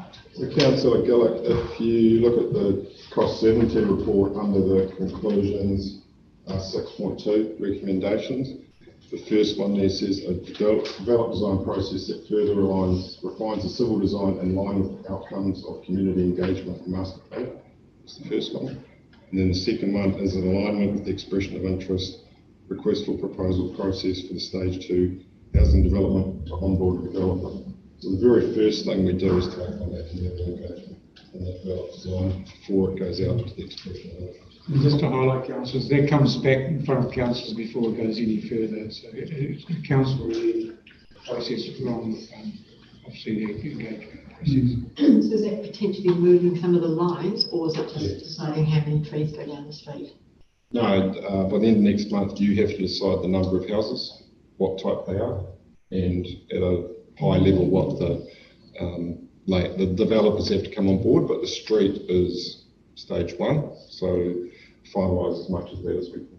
So yeah, definitely numbers and typology will be your decision next month. So just to get this crystal clear on what comes first, it's going to come to us as to what we believe the community wants to see as a housing make-up there before that goes out to potential developers, plural, for their interest to be shown. So they have a clear understanding of what we see as being a design for the community to be there, right? Okay, that's fine. Just a caveat there. So we'll give you some work to evaluate that from based on the feedback. Okay, thank you for that. Councillor Phelps. I'll go on then. Just one thing I noticed on page 65, and it's just a bit of a bellwether for me in terms of the vibe, is you've collated here the answers to question 3 in terms of types of housing, yes, no, maybe, and then you've put the yeses and the maybes together as if to make the numbers look a bit bigger. But if you want to add the no's and the maybes together, you can get equally large numbers. In fact, there's only a differential of 5 between a yes, maybe and a no, maybe if you look at medium density housing of 80 and 85, or in fact, there's a greater no and maybe combination. It's 83 for market-driven housing, but for the yes, maybe, it's only 79 or something. I just feel like that's fudging it a little bit, and if that it's almost like there's an outcome that we want to work to and we're trying to work backwards from there, and that's how the consultation feels, and that's how even the discussion of the Hokitika Racecourse development proposal presupposes there's going to be a Hokitika Racecourse development purely by virtue of the name and that sort of stuff. That's all. So yeah, sorry. I totally agree, Patrick, and I've got the same thing written down here. Because I don't know why else you'd do that unless you were trying to fudge it, to be honest. But yeah. Else you would do. Well, why would you combine yes and maybe to make the numbers look stronger unless you were just trying to make it add a bit more weight to the, or to find some friends for the yeses, basically. Yeah. Maybe it's maybe not. Just your worship, it's clearly identified between the 4 different categories. And I guess the flip side of that is that we can sit there and sort of say and question, just like you have done, looking for force. Yeah, well. So we've got to take the information that's there, and it's not like we've had 100% input from the residents as to this. No, well, that's what I've said before as well. You have to be very careful with consultation because we've had 54 respondents of a district of 9,000 people. Exactly. So you've had engagement of 0.6% of the population, as you alluded to, mainly groups with a vested interest in the outcome. Yeah. So, you know, it won't move on. Councillor. Yeah, it just comes back to my original question, is that I was hoping the engagement would narrow it down to sort of 2 choices, yes or no, and the yes would define what we would do with the racecourse, but we've still got the same 4 options. And I'm looking at the engagement report saying, well, where does this point to which particular option that the community wants us to go with? It looks like we're still back at stage 1, making a decision whether we're going to proceed, and then we're going to tweak it based on what the community feels if we went down that path, rather than the community telling us, no, we don't want to develop it, or yes, we want to develop it. That's not clear in the report. So it supports what you're saying, Patrick, I think. It's like as though we've gone, we decide, well, this is what we have in mind, what do you think? But we haven't taken the what do you think and said, well, this is now what we need to actually make a decision voting on as for the next stage of the process. I don't see that it, I mean, we can vote on it, but I don't see that there's a linkage between the engagement data and what we're voting on today. I don't think, because if we, for example, said, well, we'll develop it and then we go and tweak it, still don't know that that's what the community wanted based on what I read here. But I don't think you'll get a unanimous universal view from the community. Yeah, I know it's not. Yeah. Exactly. So at some stage, this is what we're charged with as council, is looking at the information we've got, weighing up that information. We've all had personal engagements with members of the public out there regarding this, and it's a matter of going with this and looking at also the big picture, looking forward of what we need to be doing, both particularly to investment in itself as well. Because we're not just talking about housing, we're talking about different components of housing.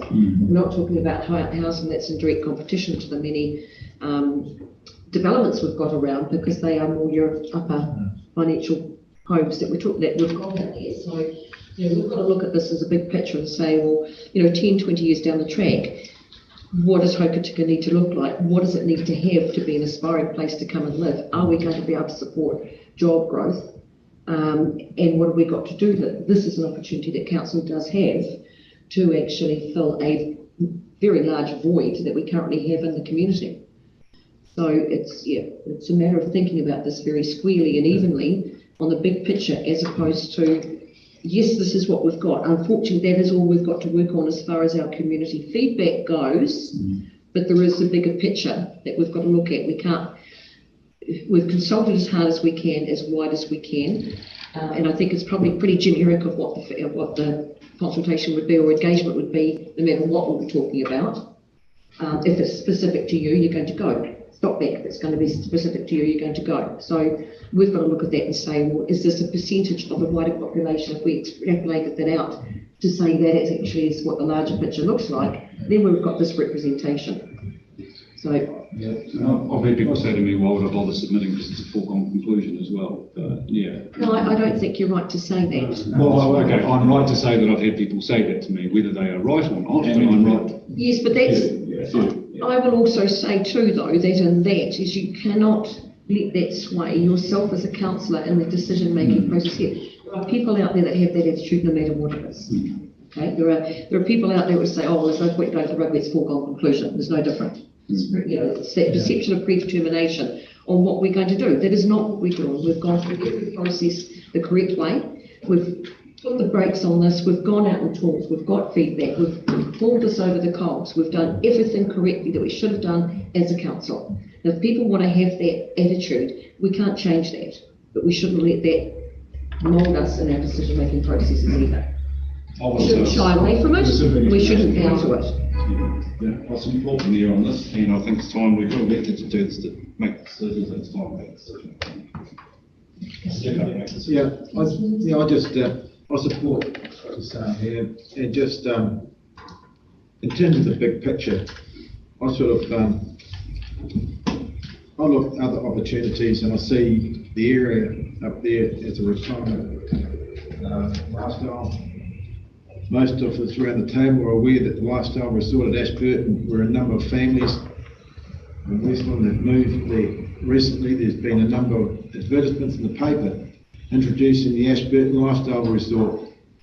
I want to be very clear about this. I'm not criticising the Ashburton Lifestyle Resort. I'm simply promoting the opportunity for this type of retirement lifestyle resort to be built here. We need to grow and protect our communities in the district. The people of Westland deserve the opportunity to spend their retirement years with family and friends around them. And this is the sort of the advertisement that's in the paper that's going around, and it goes in the paper several times. It's because it's just attracting people over there. There's an opportunity up there, up on the race course. I believe we should grab this opportunity. Thank you, Councillor Davidson. That was a sentiment to appreciate it. On number 3, page 40, the cost estimation. Right, the previous estimated cost of delivering the eligible infrastructure was 3.5 to 4.6 million, with an estimated overall development cost of 13.4 million. Can you just talk to me about what that covers? So that was when council originally signed up to the agreement, so to the developer of the whole site rather than the internal roads. So it's all the internals, so including the roads, the aerial conditions and so forth, that traditionally be done inside the boundary. Okay. I think we got that, didn't we? The other point I'd like to make very clear to everybody, ensuring everybody understands, is that making a decision today, which can go a multitude of ways, if we decide as a council to proceed with the project, we still have to have the development, or what it would potentially look like and what we aspire to see within that to come to council. It goes out for points of interest, and please correct me guys if I'm wrong. It goes out for interest to potential developers. And then if we aren't happy with that aspect of what they're willing to bring to the table, we can still withdraw at that point in time, can't we? Right. So there is a protection aspect there with that, in that if we find we've got somebody that's not prepared to meet us on what we aspire to see there, we can withdraw. If we've got somebody coming in that is wanting to turn the tables and dictate what we do and how we do it, we have that opportunity. I think it's very important that everybody is well aware of that. But this is by no means the end point of what we're doing. It is taking that first step forward and the opportunities that we can create. I'd just like to highlight, Your Worship, that process would be done in confidence, mainly because of commercial sensitivity, and just highlight to the public it's not to be done behind closed doors. It's purely a commercial process that we're going to follow. Yes. Councillor Neal. Yes, I'm mindful of time. Page 44. And where time can't control us either.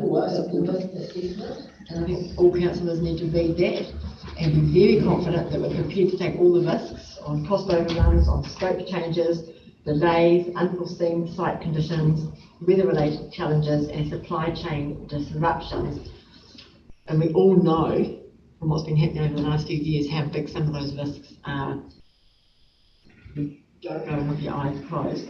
Can I just say something on that too, Jane, while you've said that, is that I think something we've also got to appreciate is that we've got a team here with us that are very sharp and very well aware of our interpretation of that, our concern for all those risks. They are very, very well aware of where we sit in our opinion and concerns with that, because that's one of the first questions we had on one of the first workshops was risk. But these are their words. These are their words. I know, and that's what I'm saying. They are well versed in our concerns and our concern for risk. So I think we would find we've got a team working that would be working to mitigate those risks and keep us very much up to speed with where any of those sit. Just through your wish, just to assure that Councillor Neal, some of those risks are actually included in the escalation prices, inflation adjustments. So it's included any contingency and within the workings. But yes, you're right. Overseeing the developers' work is critical in that space. And we have to declare the risk, because otherwise we'd be avoiding our duty to not acknowledge. We have much, so the infrastructure fund only refers or relates to the eligible infrastructure, but doesn't include the EOI build. So what are we looking at there? How much? Round figure? We still need to scope. So we haven't got a scope of work designed until we've had this discussion. So we have funds available to do that work sitting in front of us. But we haven't got that figure until council makes a decision. We haven't expressed that. Yeah, so we haven't progressed in trying to predetermine work streams or outcomes. Certainly not from our perspective. So the next step would be to actually sit down and work out exactly how much that would be. And then it comes back to us again with that information. Next month.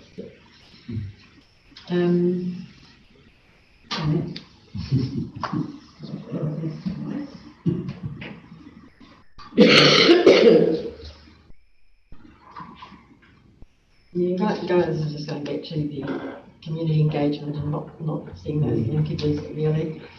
I think some of the comments in the report about engagement versus consultation, I think it's a bit blanket. I know there's official meetings, but it's pretty insulting to the community when we go out and we engage or we consult.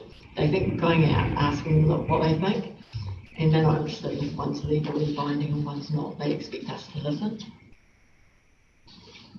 Just some clarification on that, Councillor. I don't see your actual point there, because we have engaged and we have listened, but you're implying we haven't listened. Well, it's up to each. No, I'm saying that the difference between engagement and consultation, yes, there is a difference, but we need to take either give full respect to either of those ones. Oh, sorry, I'll jump in there, sorry. The reason that's in there is just to define that consultation is a statutory process for the council, and this was not a statutory process. That's the only reason we put it in there. It wasn't to listen to any other voices or anything that we heard in the engagement exercise. It was merely to indicate the message. And I think it's important to keep that in mind, not to listen to the voices and the feedback.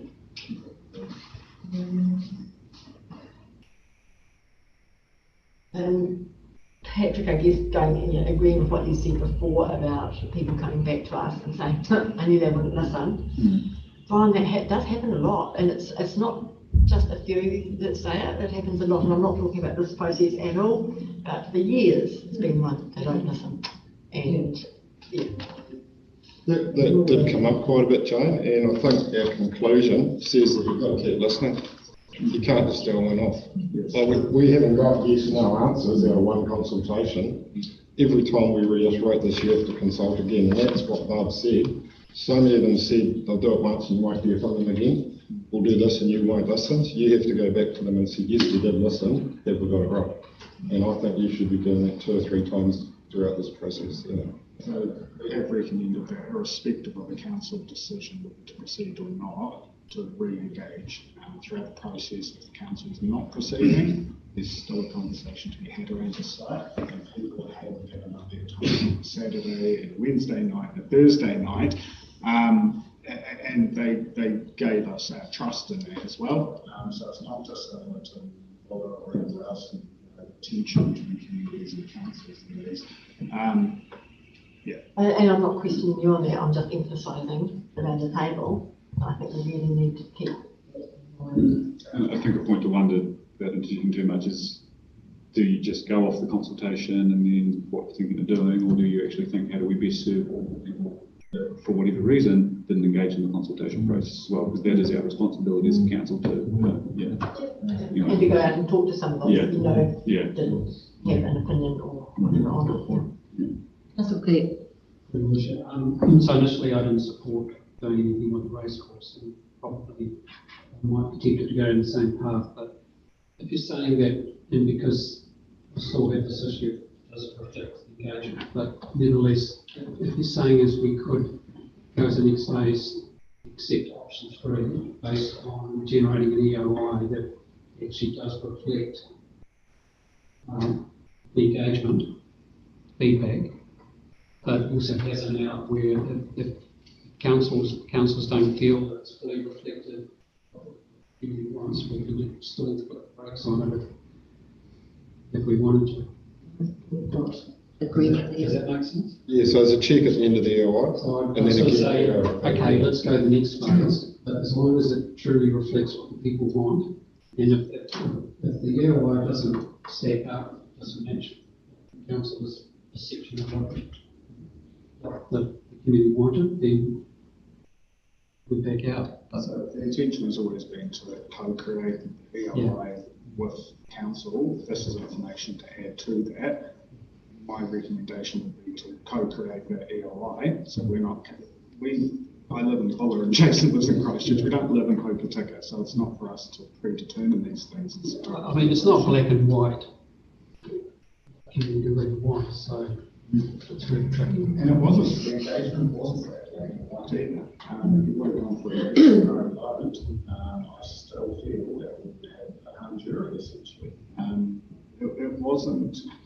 I expected it to be much more dominated from what I read anecdotally towards that. But it wasn't. There was a lot of concerns raised, and there certainly were people who don't want to see development. But on the flip side of that, in the engagement questionnaires, etc., there was people with the opposing views. It really was not a clear and decisive one way or the other. I have a personal opinion, but I'm not here for my personal opinion. I'm trying to keep my head around what the community wants. I'm prepared to go to the next level, and if it's still not right, I think it doesn't really reflect what really from the engagement. As long as we can make a proper informed decision that the community can see how that decision was made, then probably support going on with option 3. I think what Tina was saying before about the retirement area, elderly housing, I think that has got huge majority support amongst the whole community, and that's where I don't feel that there were enough options given for people to say this is what we support, and you see it haven't got the balance right. But then it doesn't really slow maybe. And I think maybe there could have been more options for people to clarify their opinions. And I think people would have gone along. It's hindsight, isn't it? It's a great thing, but I think you're right, spot on. I do think there's the support for the retirement. Definitely, once we do go out, if we do go out for an EOI, that could be what pops up. You won't know them until you actually go and test the market. Definitely there's conversations that been happening, but nothing's locked and loaded until you actually make some sort of commitment. But yes, the EOI is going out to potential developers, isn't it? Which includes retirement. Well, which includes that, but yeah, so I'm saying on the other side of it, where the need is and where the desire, what people desire to see out there, it's very much, I think, directed towards the retirement village and not to the big development. Yeah. But I think it's came through clearly for the evenings. So I don't want to sit here and have an argument with Tanker over something we both agree on. I don't think there's many people that would be useful for what community wants. I'd agree, Jane. I think that's really evidence to that document from Rosie McGrath, as well as that survey of those retiring people and what they want. That's an incredible piece of work, and So I'm going to draw this to a close for the questions. Councillor Phelps? Yes, you do. No, I just, because we're obviously getting to the sharp end of passing a vote or making a bit of a decision on this, so I just wanted to say a piece. And I mean, I do have concerns about this. I don't think we can have contingencies, we can have IAF money and all that sort of stuff. I don't think there's any guarantee that this can't go wrong for the ratepayer and we don't actually end up potentially losing money out of this or having a protracted project that doesn't go how well we think it may and all that sort of stuff. You know, it's that old saying, the four most expensive words in the English language, or this time it's different, you know, and there's just always that possibility that it goes wrong. I mean, we've got, interest rates rising at the moment as the government's trying to get inflation under control, access to credit's getting harder, we're seeing house prices flattening off in other parts of the country, and the coast usually lags behind the rest of the country when it comes to market trends like that. So there's that aspect. I do have concerns as well that we are going into competition with private businesses, which is not something that I think the council should be doing, insofar as we're facilitating and presupposing that development in a way that might be counterintuitive to the market, because otherwise we wouldn't necessarily be involved at all. And it's a funny thing because I want to see more housing supply in this district. I do agree there's a chronic shortage of housing. I agree there's a chronic shortage of elderly housing, but to me, the root of that problem is how we actually go. And I know that we're going through a type 8 plan process at the moment, but our plans and the execution of those plans don't facilitate that development, and either this will be subject to the same constraints getting through that process, in which case this will take a very long time, or those rules have to apply equally. But there's also 300 potential sections coming on the market up at Seaview from potential development up there from someone from out of town. There's also 60 to 90 up at Seaview, because there has been a strong demand for housing, but it takes a while for people to get that supply through to the market, and I think we'll possibly be the last person at the party, and by that stage we might actually find we've got a vacant piece of land that we can't sell like we've had on Canary Road that eventually coming out of our ownership through our CCO and then eventually is traded hands and things like that. So there's that risk. And then in terms of the retirement thing, it's difficult, and I agree it's not nice, the idea of people's family leaving in old age, but we do live for a lot of reasons in a more remote part of the country, and there's challenges and shortcomings that come with that.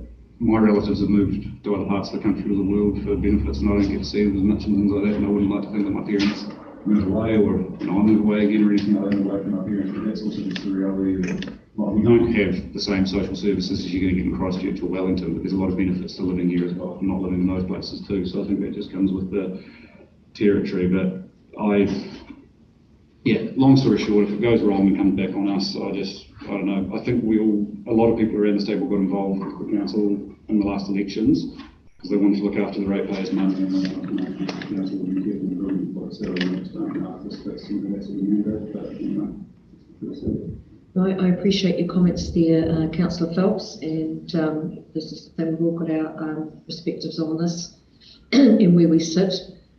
Just one thing I will reiterate though is the fact that this development would not be deemed as being in competition to the other developments that you've mentioned, because they are in the high price bracket of land sale and what is designed to be built on those properties.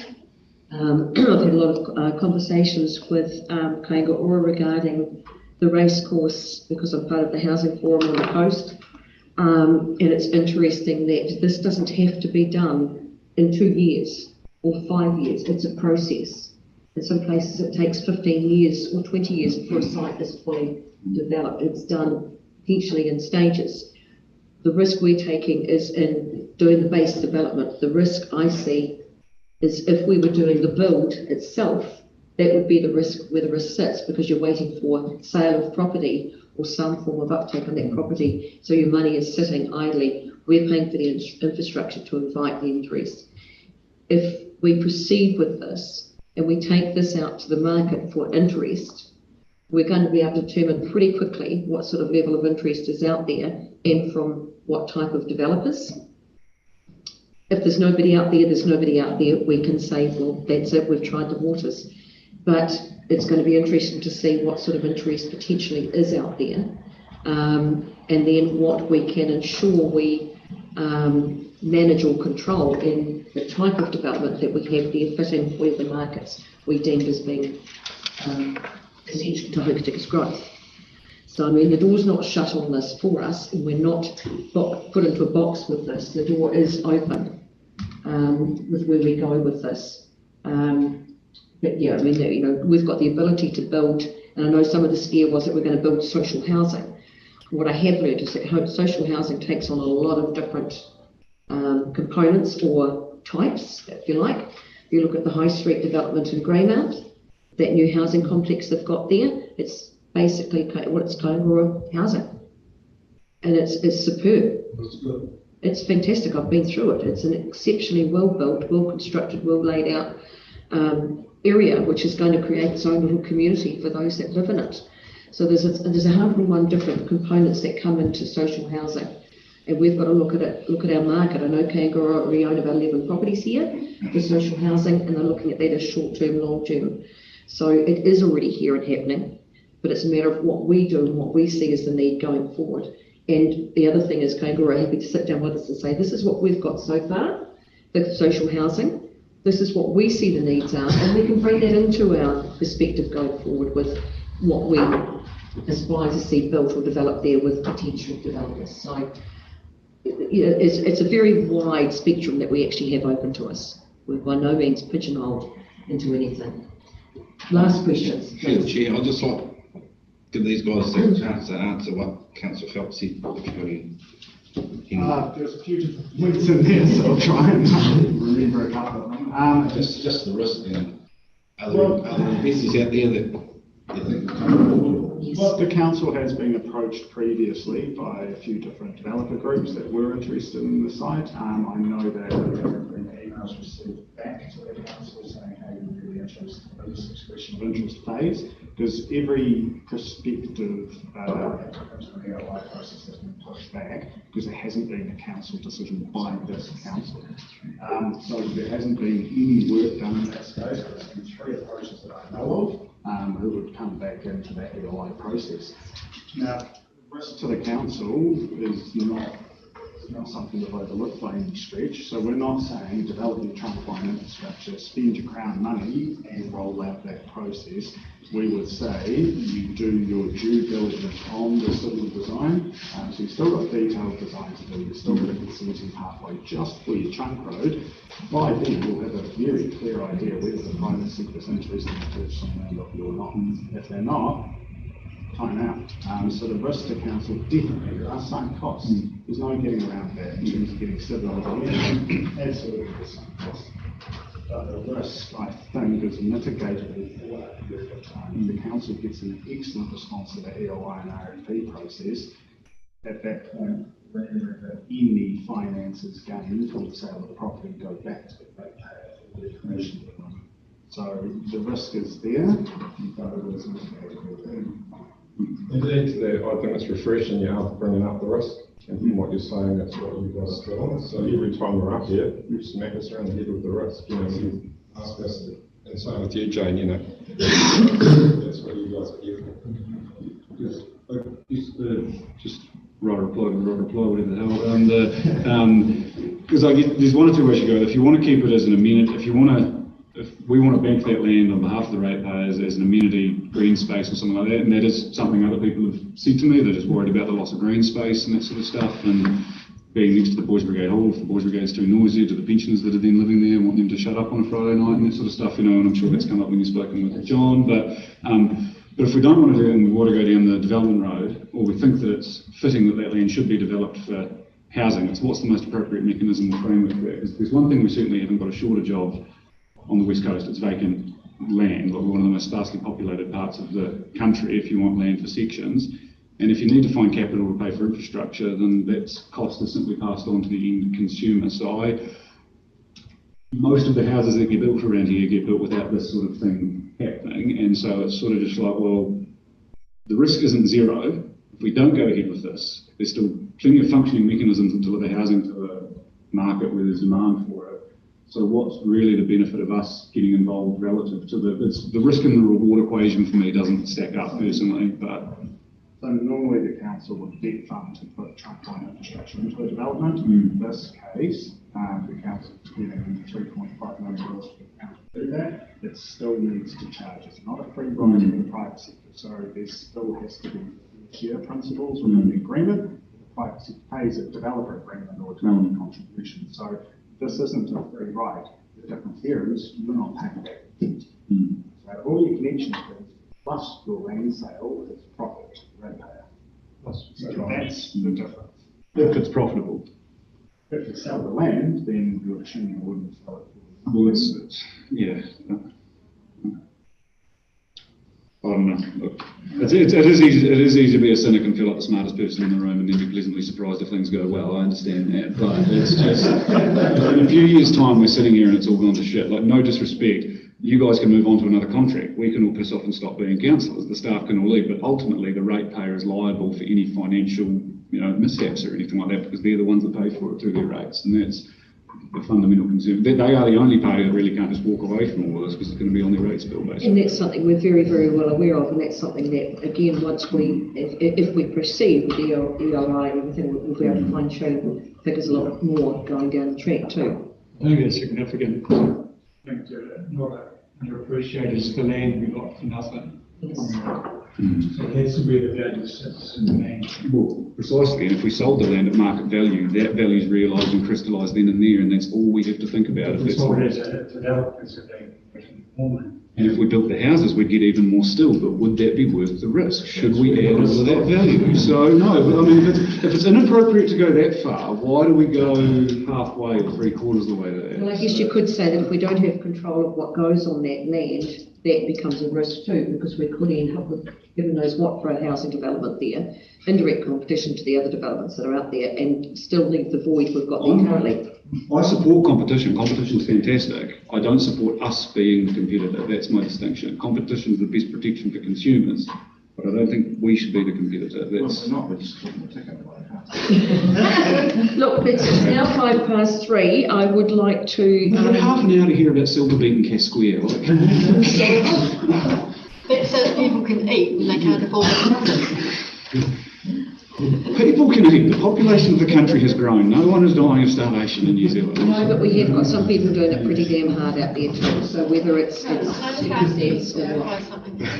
Last point, please. So you Patrick made a point regarding competition with other developers, and you said it's a different housing market. However, if people out here are selling their places for 700,000, and then this one is selling them for 500,000, that is in competition, because people at the moment are paying 700,000 because that's all there is potentially. When these ones come on the market at 500,000, those buyers will come to the racecourse. So I do think it is in competition. There's competition here. I don't. Competition. We want competition. We need to make sure it's not unfair competition. Yes, yes, but I also see. I mean, you're not going to see houses of 500,000 at on the Seaview Hill. No, because they don't need to, because they're selling land. So. And they also had to pay for the land as well, which we didn't. So no, and that's the thing. So look, we're going to go round and round in circles here. So I would like to bring this to the fore, please.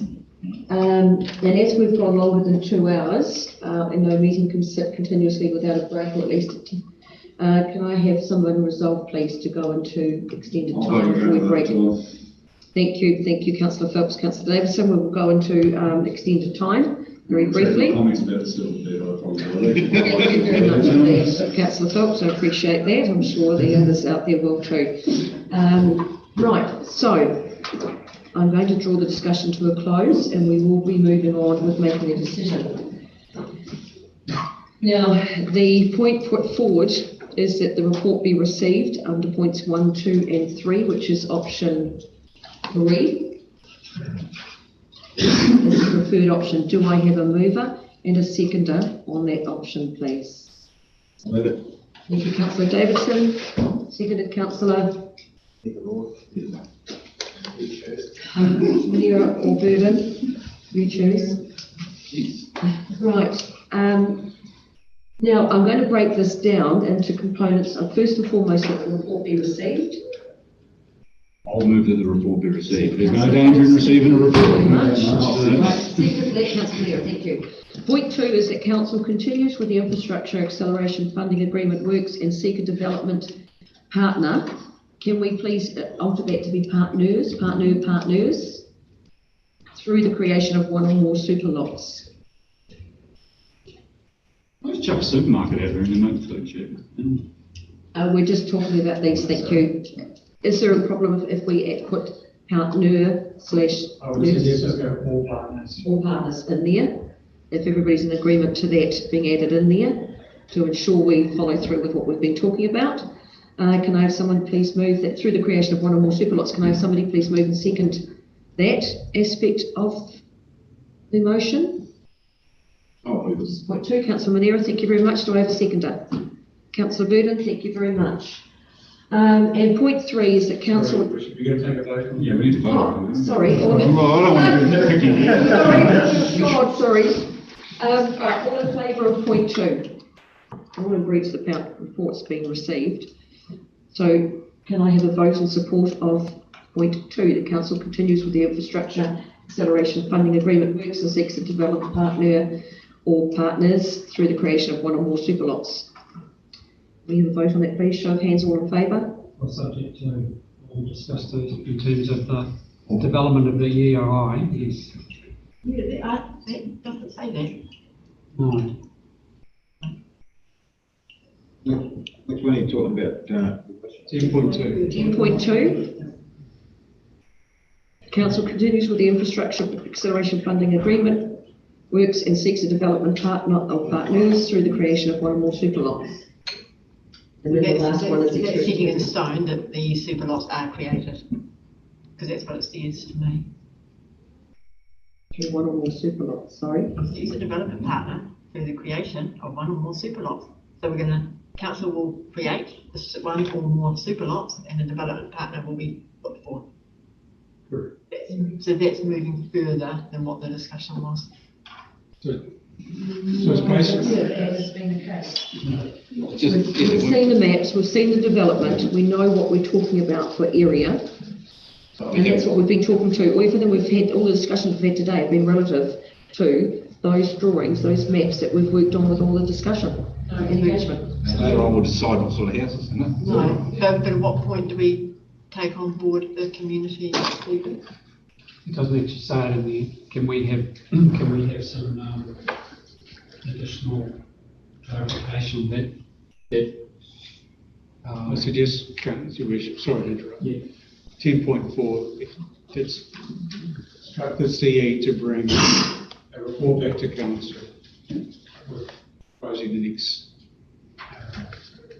the development or the outcomes of the EOI and RFP process. Yeah. Does that make sense? I think 10.2 is jumping ahead of where we intend to be. Well, what you're saying is it's in the wrong order. Yeah, so we're basically going, yeah, this is the map, this is what we've been talking about, and we're Yes. going ahead with that. Just to clarify, 10.2 is talking about stage 1 eligible, 10.3 is talking about stage 2 ineligible, hence the expression of interest is on 10.3. 10.2 is IEC agreement, 10.3 is the EOI article.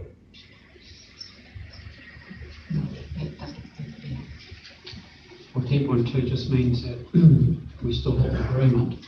Proceed with the agreement. So nothing happens until we reach 10.3 and 10.4. It doesn't mean anything. All we've got is an agreement with the IAF, and then we can pull out.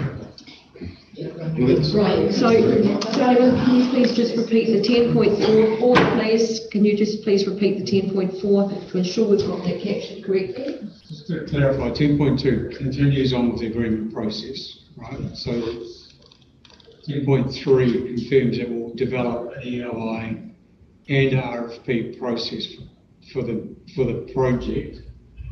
And if you want to put a 10.4 in there, the EOI RFP is developed for further council consideration. And the CE will bring that back in a future date. Is everybody happy for that to be added in? So Simon, 10.2 seeks a development partner. This partner is going to be, what are they going to do? Partner or partners. Partners. So there's Partners by the super lot. Yeah, so once Councillor Neil, if I can interrupt you, you have decided not to be part of the voting section, Councillor Neil? No, I've decided not to vote. Yes, so with that, we are in that point now. So I'm sorry, but I will exclude you from this discussion and these points because of that.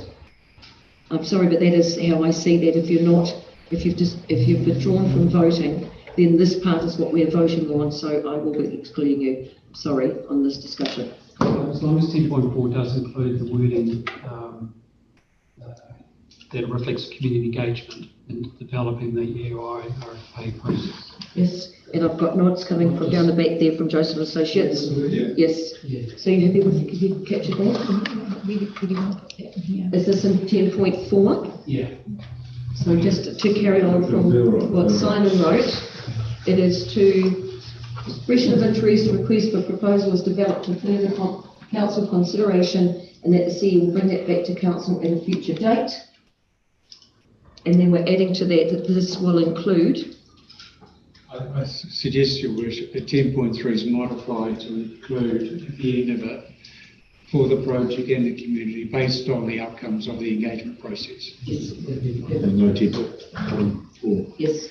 Is everybody happy with that? We don't have to do moving motions on these amendments, do we? Happy with the wording, or is it a? Move any amendments on these amendments? Move any motions on these amendments? As long as the mover and the seconder are happy with that. Right, okay, thank you.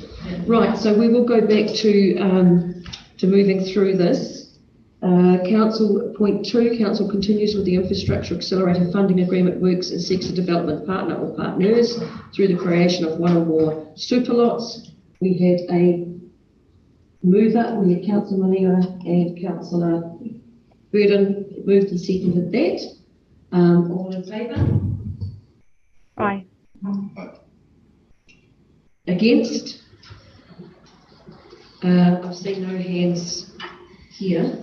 Oh, well, I moved it. Yes, you did, sorry. Yes, Roll for it, okay. Councillor Duck, do you want that recorded? Against it, thank you very much. Point 3, that council initiates an expression of interest to request for proposal, EOI RFP process for the Hokitika Racecourse development to ascertain best fit build partner or partners for the project and the community based on the outcomes of the engagement process.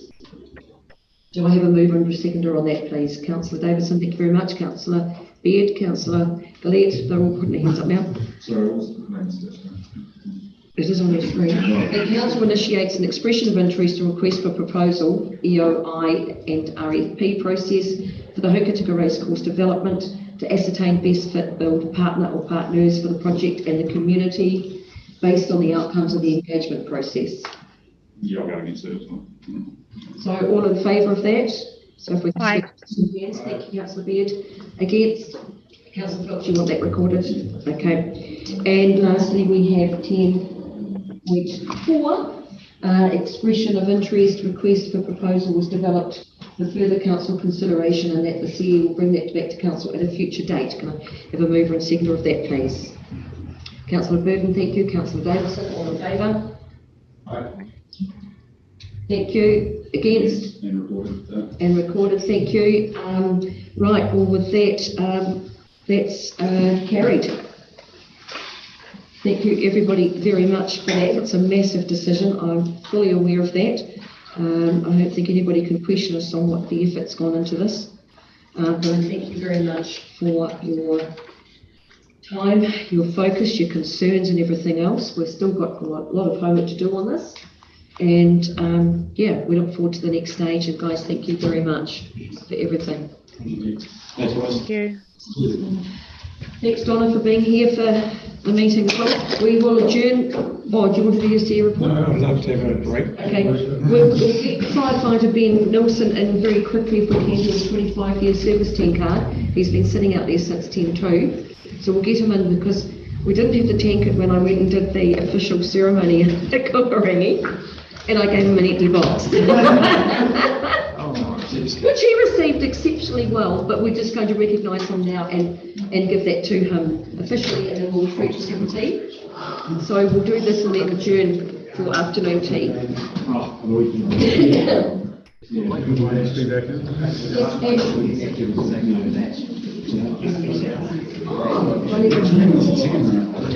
Yes, it was. All right. Did you manage to come on? I messaged him, he's downstairs. I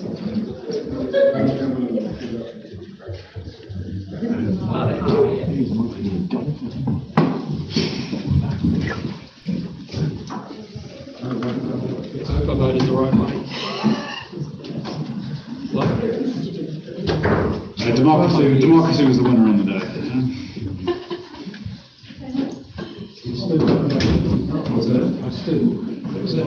opposed to the process.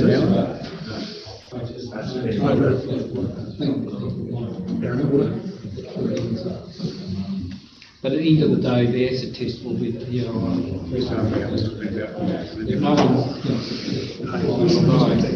I just think the process of governments are ready. I mean, I've at 110 dwellings, it's $30,000. I'm not that out there asking for us for my house and stuff, like really when you think about it. I think the thing is that I don't think it'll be 110. No, I think it should. Based on the engagement, I think people want. Just be aware, everybody, that we're still on live audio. We're still on live audio, everybody. Just be aware that we haven't broken from live streaming. We're still on live audio. Right. So, now how this has come about is that I was invited to go up to Kurangi to present firefighter Ben Nelson with his 25-year service tankard. It was a great night. For somebody that doesn't like to have functions or fuss or to do, I think he was just about the last one to leave the party. I'd support that. Yeah. And unfortunately, we didn't have the tankard from its engraving, and I took out an empty box to present to him with the promise that we would have another ceremony to present the official tankard to him once it was completed, which we're doing now. So I did actually let him know before I gave him the box that it was empty and what had happened, and he was very, very receptive to that. But it was a great night, and the service up there, the teams up there are second to none, and I was actually really, really impressed with their numbers of firefighting teams that are up there. It's an absolute mark of respect to the base team that you've started with up there and how that's grown through the community. Numbers wise, you'd be probably getting close to being comparable to Hokitika. Oh, maybe not quite as big, but it's pretty good for a valley like that with who they pull in and their attention to detail. And Ben is also involved with another side of service, which is the search and rescue. And he's had a very, very long involvement with that over many, many years. Not so many years, many years. Many years. So Ben, it now gives me great pride to ask you to come up so I can present something that's actually got something in a box in recognition of 25 years of service, which is an incredible feat for anybody, and it's a mark of respect to somebody's devotion to not just the community but the people within it. So thank you very much, Ben. Okay, thank you.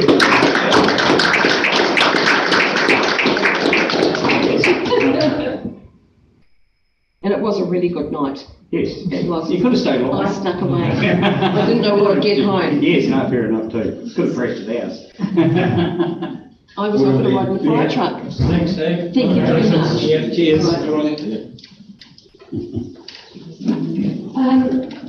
So with that, we'll break now for afternoon tea and give everybody a chance to stretch their legs.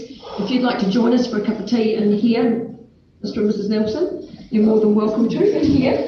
But we'll break for morning for afternoon tea and then we'll come back. If everybody's happy, we'll make it down to a 10-minute break, or do you want to start at 3:30? Yeah. 10-minute break, if everybody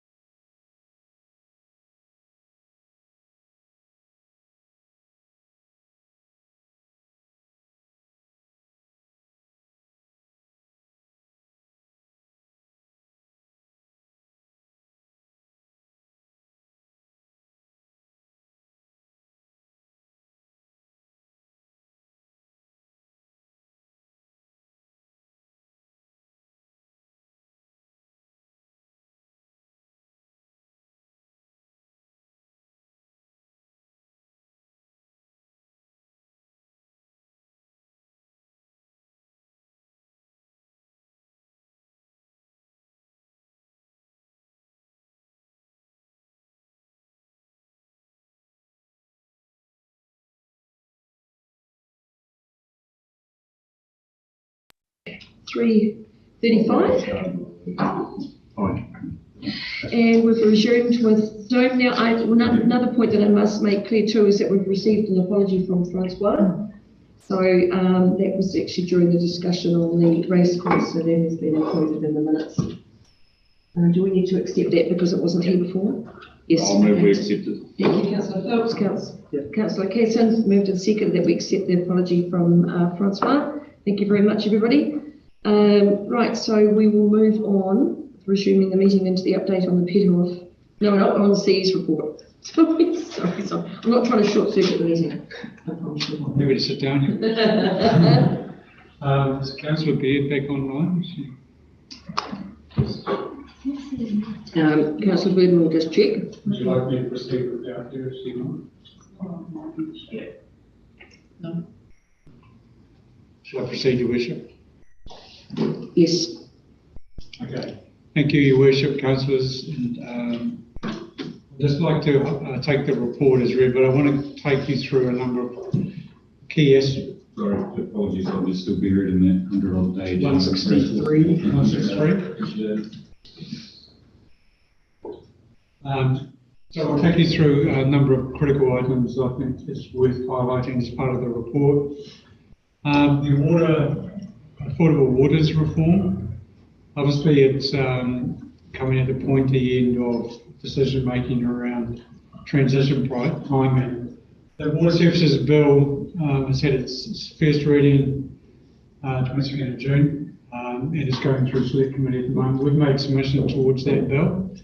It does assist us with regards to the determination around CCOs, but they deem now, based on the wording in the current bill, that West Warriors will not be affected in this space, which is a good positive outcome. Just a change in terms of the bill also has a break into 10 entities. And all of those entities need to be live by the 1st of July 2026.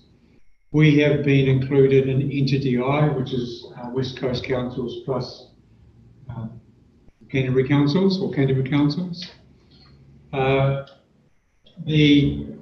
Myself, Group Manager District Assets and Group Manager Corporate Services went to a meeting with the National Transition Working Group on the 5th of July, and they are looking to do promoting doing a staggered roll-on.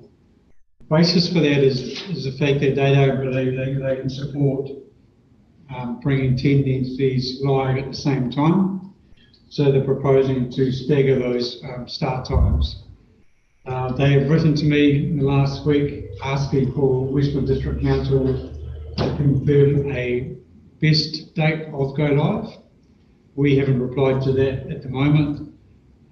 We have been working with our colleagues on the West Coast in terms of what that date would be, and we have an idea what that is. However, we haven't shared that with our Entity I colleagues. So there is some work to do between the Entity I councils to determine what that date should be.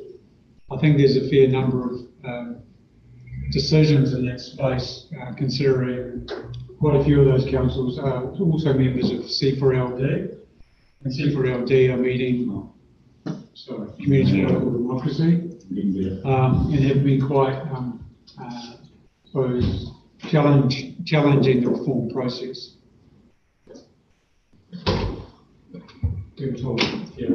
Yes. So there is a bit of work to do between now and that confirmation. I've attached the agenda in the Appendix 1, copy of the slides that were received at that 5th of July workshop. And you can see there's quite a number of conversations to talk about this day.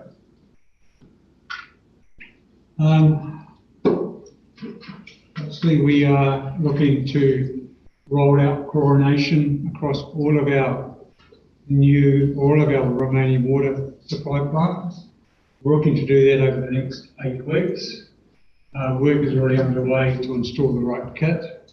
And we have started engagement with those communities that will be effective. Just a comment on Fox Glacier wastewater treatment plant. Work on that has now been pushed out to October, which has already been communicated to the community, with the expectation that it'll be fully commissioned by February. Water treatment plant. Yeah, and so that has been communicated with the community. So you can confirm that has been communicated to the community? It has been previously, yes. And it's still on the same time frame as previously consulted with.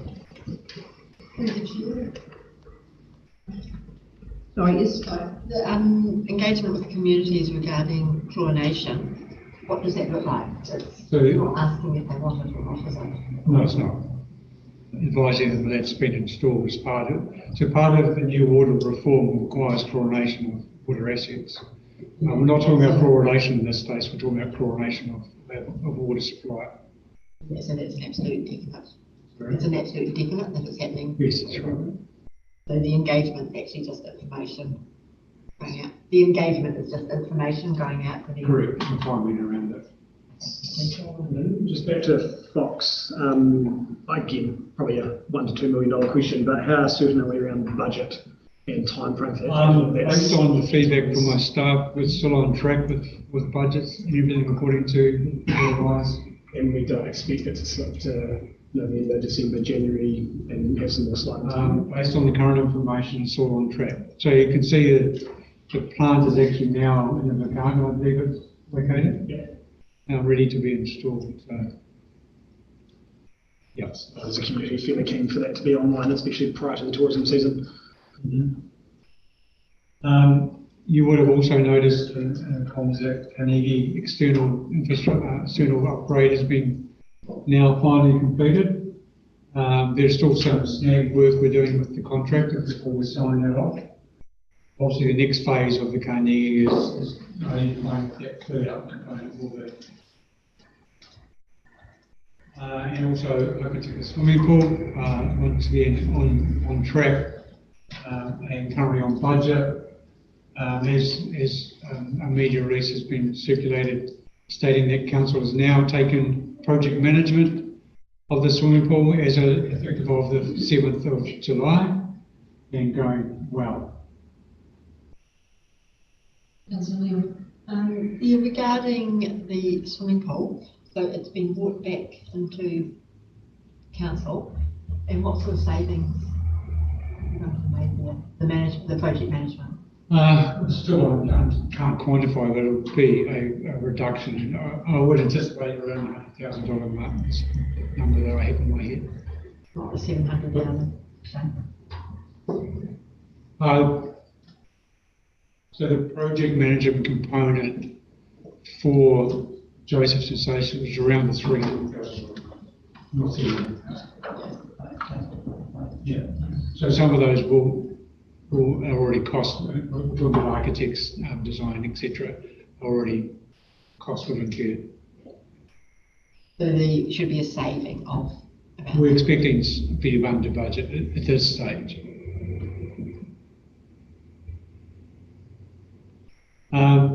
In corporate services, I just want to highlight status of where we are with the finance team. Very busy as always, both with the annual plan process and the annual review process. We have Ernst & Young visit on site recently, starting the audit process.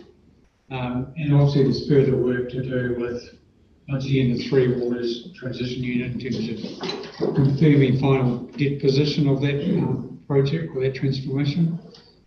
We have upgraded our finance system. It's now cloud-based. So great work to the team to take it to the next level. Major Q is now in the cloud. So risk profile is reduced in terms of any serious IT impacts.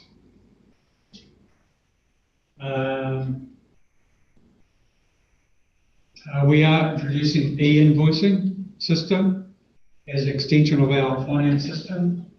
Once again, a cloud migration project. This will receive invoices from its suppliers electronically. It's not obviously a new wave of things. It's actually new way of doing business for this council. It's quite common in other councils. We're starting to do that more electronically, to fine-tune our payment system. Just to highlight also, we have been working with community groups on emergency evacuation centres, and now sent out satellite communication devices to all those 18 community groups. Obviously, that is a big part of our resilience program. So, a welcome to both the team here and also the regional council team for supporting us. That is primarily funded from the community, the Better Off funding.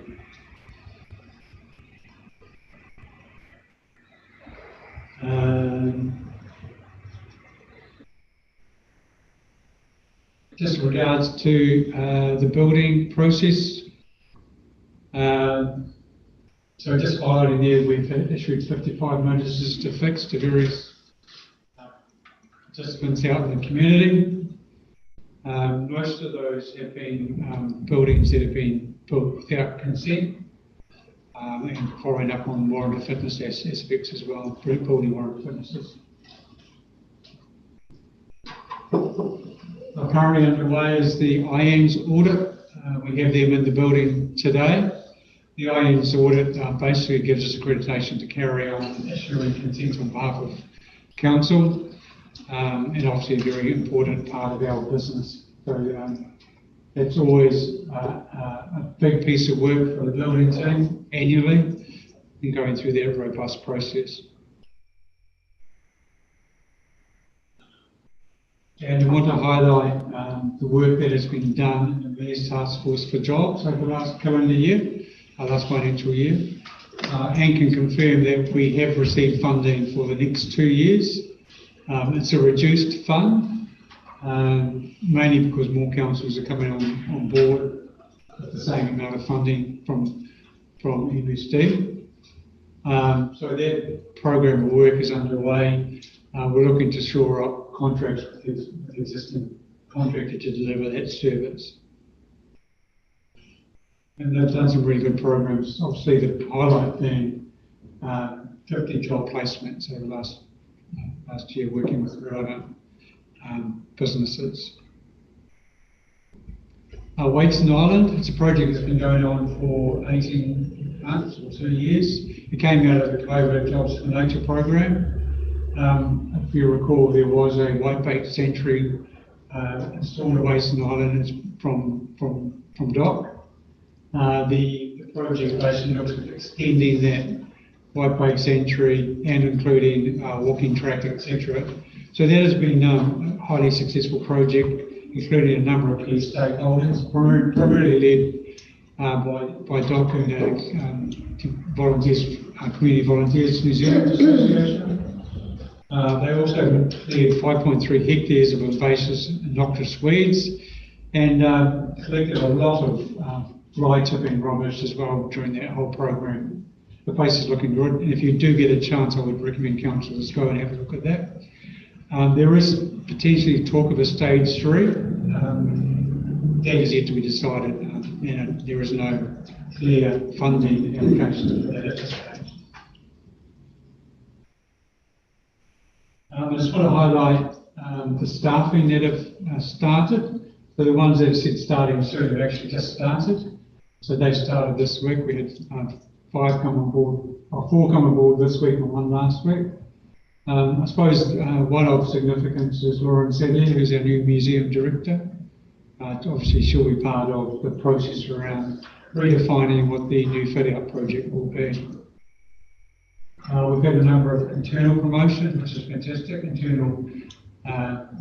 Providing a career path for some of our internal employees. Still have a number of vacancies available, and some of them are becoming very hard to actually find applicants for, and a number of training programs. So you wish, I'll take the rest as read, and I'm happy to take any questions on any of those subject matters or anything else in the report. Councillor Gleed. Your Worship. So how many FTEs are we up to now, and does that catered or covered for within the annual plan budget? Correct. It is covered for those vacancies. The exact number is always in flux. I think it takes up to 73 with the newbies, but we have had maybe 72 or 73 exactly as of today. On Paki Waitara, are you seeking a market valuation? Is that Bailey's Real Estate? No, it's Collier's. Collier's. They should be here next week, I understand. It's got Bailey's in the report. It's got Bailey's in the report, but nevertheless. Is it Bailey's? If it's Bailey's in the report, it's Bailey's to do that. Okay, sorry. Oh, okay. So the purpose of that is to get a market valuation for some reason, and For this building, member of council wants to look at potential of that building. so we'll get to see the valuation. So it comes into the equation in terms of the size of pathways with this building and that building. We're getting an evaluation on this building as well. And I just made a comment that the water race work is actually done. Those bridges are working. It's quite nice. It's a nice project. It's always nice to get that, and it's fully funded as well, or there's partial funding. I suppose what I highlight too in the appendix is all the grants and subsidies that we've achieved over the last 3 years. So once again, a big call to my staff that have written the applications, etc., and actually negotiated to get them across the line. Just a question out of at the bottom you had, this is just my understanding, the capital grant funded project, was the green a colour coding for funded or approved, and then the white just within that document there, was that for ones that have still got pending funding or something? Or was it just... Can you confirm what page that is? It's appendix 2, which will be 207. Sorry? Page 207, sorry, appendix 2.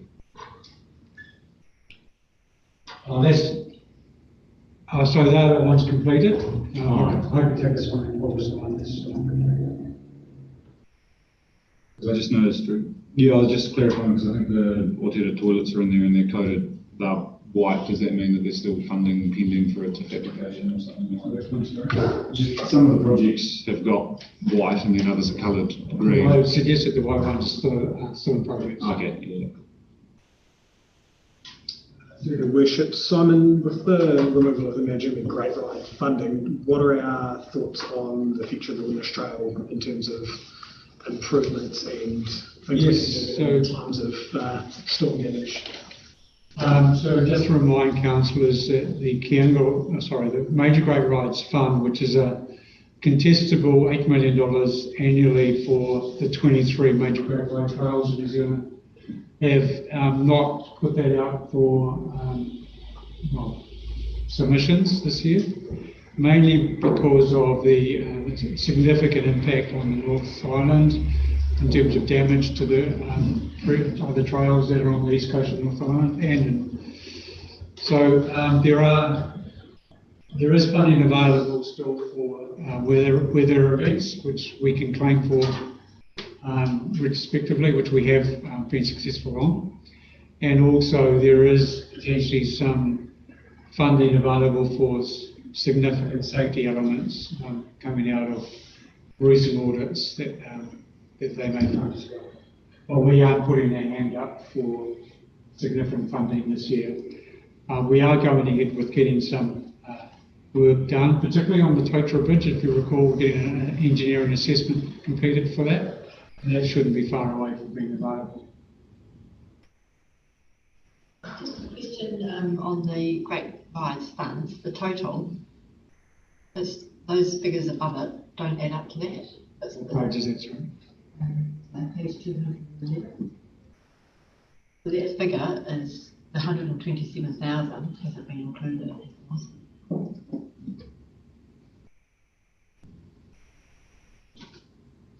Which one are you talking about, sorry? The Great Rides Fund, there's Yes. 1, 2, 3, there's 5 figures, but they don't add up to the total. Okay. Well, mine's been missed, I think. Yeah. I'll get that corrected, sorry. Oversight, sorry, councillor. I just wondering if that's all it was or if there's some other reason. It's always good to ask the people who can.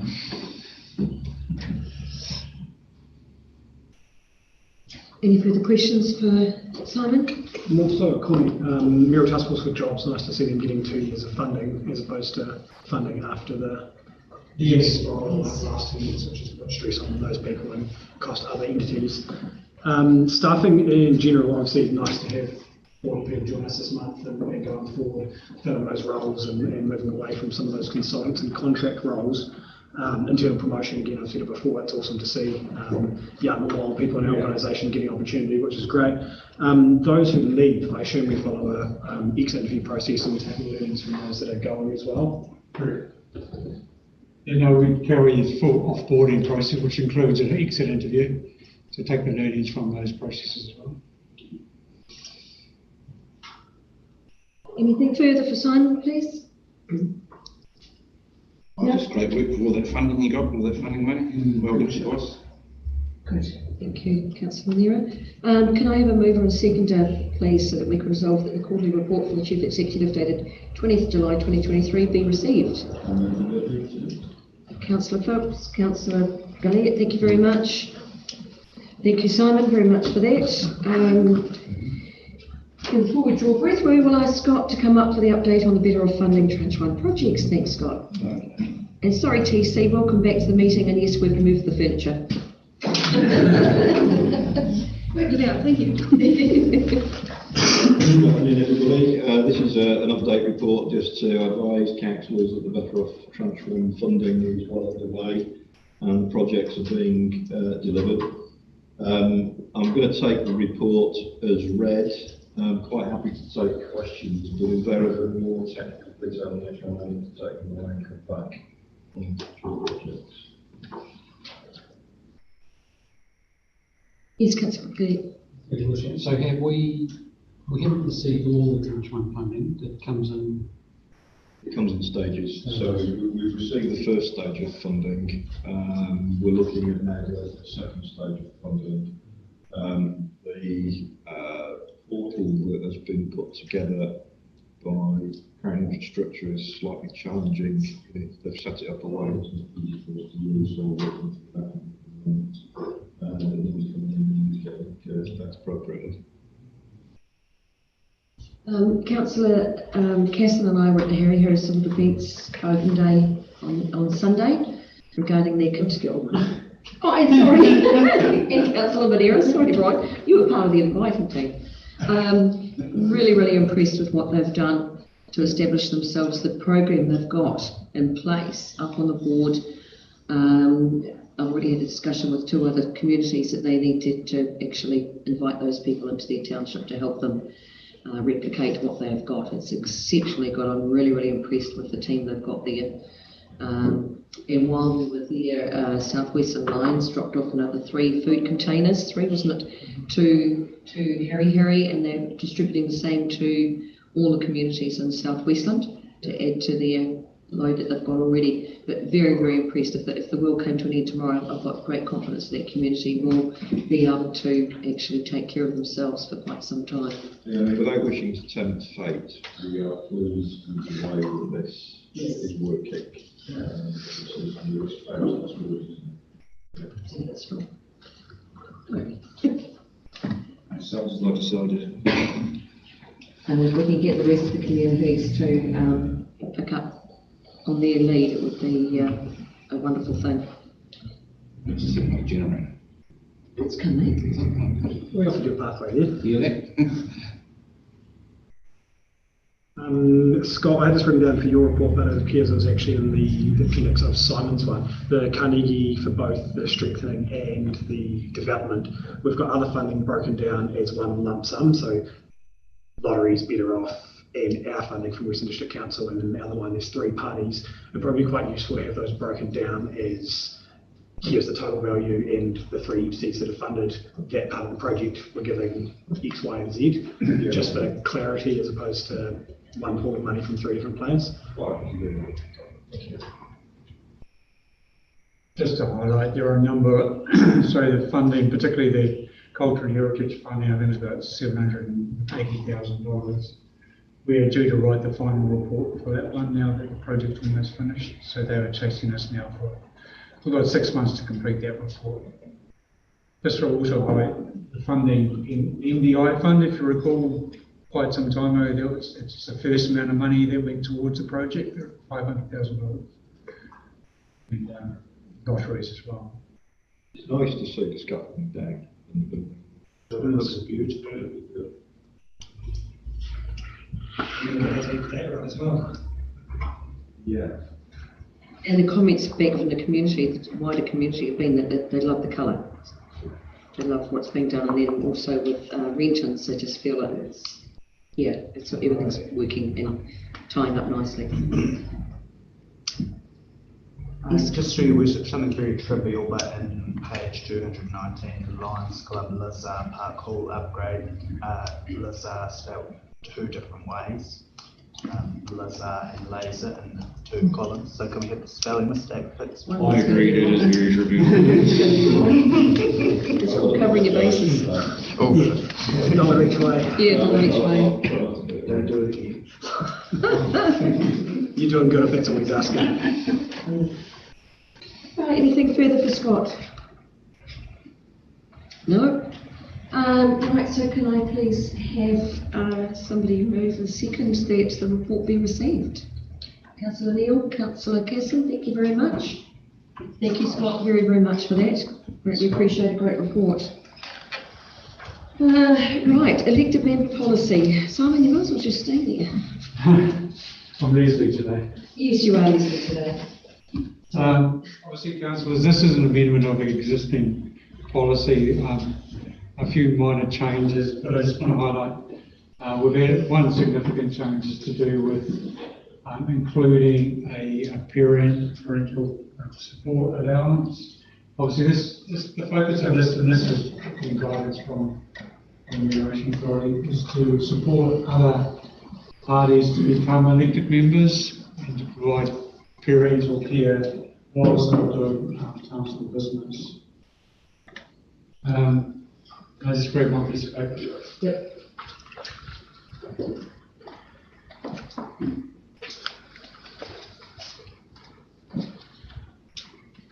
There's been a couple of one minor error, this one I'll highlight, but also minor conversation around favourable allowances. 3.3 should say risk insurance, not audit and risk, a minor amendment. But 0.132, oh sorry, in the policy itself. Sorry. 1.3.2. Hang on, what page you want? 234. 234. Yes, yes, has everybody else got that? Yeah. Just want to clarify what is determined as council business. I've made a discussion with my team about this today.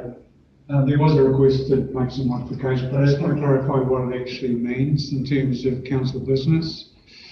So, when a councillor is in the capacity of being a councillor and attending council forums, council meetings, workshops, etc., they are included and allowed to claim expenses. It includes engagement work in the community. So if they are as a council representative in that, that's fine. When they're acting in another capacity, that becomes a debatable discussion. So that conversation is when you put in a claim in through your worship, that claim needs to be very clarified that you were there as a council member. So, and the other one that does talk about is if I can, Simon, just on that, from reviewing that yesterday, I was under the firm belief that it does not include stakeholder consultation meetings. No, it does. It's basically, if I read, that's how I read it, that it does, sorry. Mainly because it says, but not limited to, and other meetings where attendance is required by council appointment. So if you are working on behalf of a councillor in an engagement process, I would expect that it could be paid in that. I have gone and got definition on that. So by council appointment is by a appointment which is sent out by DI as such, to an appointed time. If a councillor decides to go to that consultation meeting on their own free will as a councillor, it is not regarded as being by appointment. If they are asked to represent, then it is by appointment. So we've got to be really clear on that, because it gets quite murky as far as what we can accept and what we don't accept. And we've got to be crystal clear too that we understand what we should and shouldn't be charging. We were just to write a reply on that one. There was an expectation that councillors would support the engagement process, so hence the reason I thought that it should be included. But I think we can clarify this now if council agreement. I think it's probably worth just checking with Di yesterday when I was at Little Birdie in London. The talk of appointment was around appointments made to committees and groups, not appointments to your diary. So probably just worth noting the subtle difference there between a calendar invite and an official appointment to a community group or other sort of group. Yes, it was. So which one's the correct one? What you're saying now, Ashley? Di can probably give us that guidance. I think she was writing it, but my take was appointment to a official committee or position. Representing council to an organisation or a group. Not an appointment in your diary. As in the green book, the where you've got your committees and so forth listed. Yes, you just want to be so people can't take the mickey, obviously. Not like, oh, I better go see what people in Ross have got to say, I'll go to the pub tonight and get dinner and then just charge them. And that sort of stuff. It was not with charging, I was charging your time and mileage to and from. Yeah, that's what I mean, yeah. But that's not by appointment, it's just self-elected on there. Yes. To say about some stuff, so yeah. But if you're going along to the committee meeting. If you've been invited, committee meeting. diarise and all that sort of stuff. Yeah, they're appointed to the committee. Yeah. Yes. Council want to make a determination that, I suppose, community stakeholder consultation meetings are excluded from payment. It's entirely up to council's discretion. I think yesterday we had in the applicable to, when that by appointment, it was applicable to the green, to the directory, wasn't it? This is not necessarily about us. This is also setting up a structure going forward for any future council too, that any councillor understands the brackets within what they can charge back to. You don't set the rules up for decent people, you set them up for a crook. Well, it's just, I mean, otherwise it's hard. What do you think? They need to sort of be idiot-proof or, test strength. Just define it. Di, do you want to? Through you, Chair, I think the discussion was, but does include other appointments to committees or organisations as formally resolved by council. So when council is elected, then they go through the process of allocating other appointments to liaison roles within the different boards and other organisations in Westland. And I think that was a discussion yesterday, so that it does include the other appointments as resolved by council. Yes, they're appointed by council as a representative. What about when it's a bit looser than that, and for example, when we went up to Aotearoa, we're not appointed by council at all to go there, but it was an open invitation. Is that included? Or?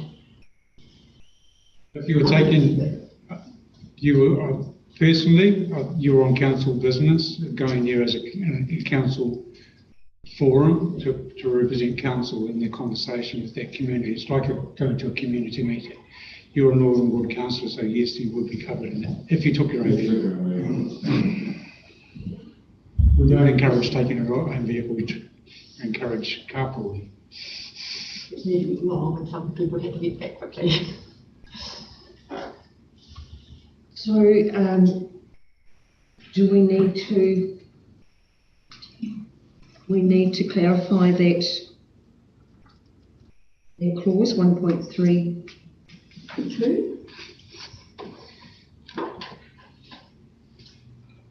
Need to add some words into that for clarification? Yes. Susie, do you have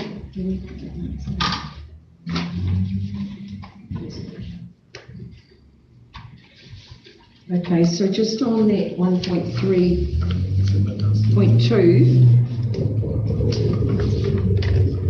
Did you say it's required by a council appointment or requested? No, council business definitions in clause 1.3.2 regarding other meetings to be amended to read other appointments to committees or organisations as formally resolved by council.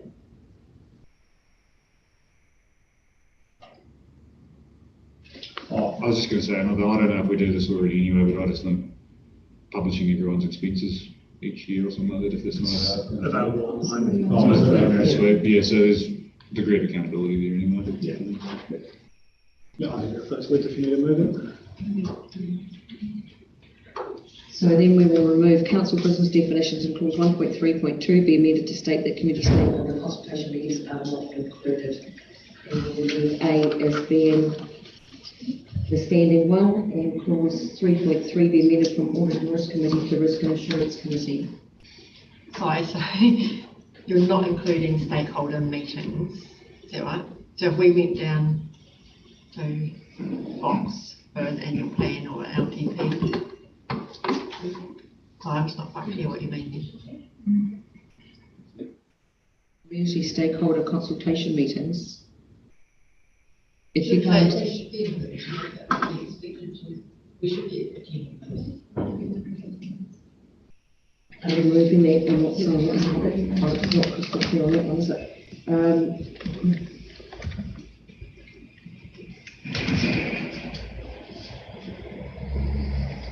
I guess there's a difference between community, okay, that's got EG.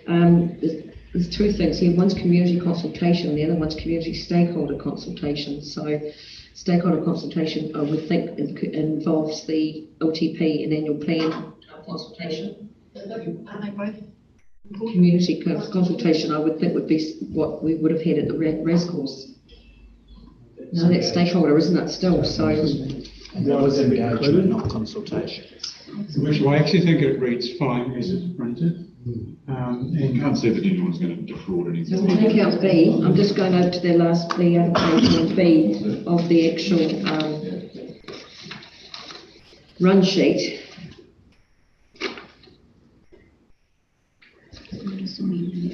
So we'll just amend that first one, which is council business. Why are we amending it? Sorry.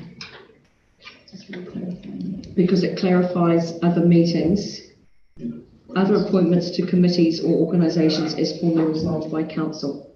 So it makes it crystal clear, it covers everything that's in the wee white book of committees.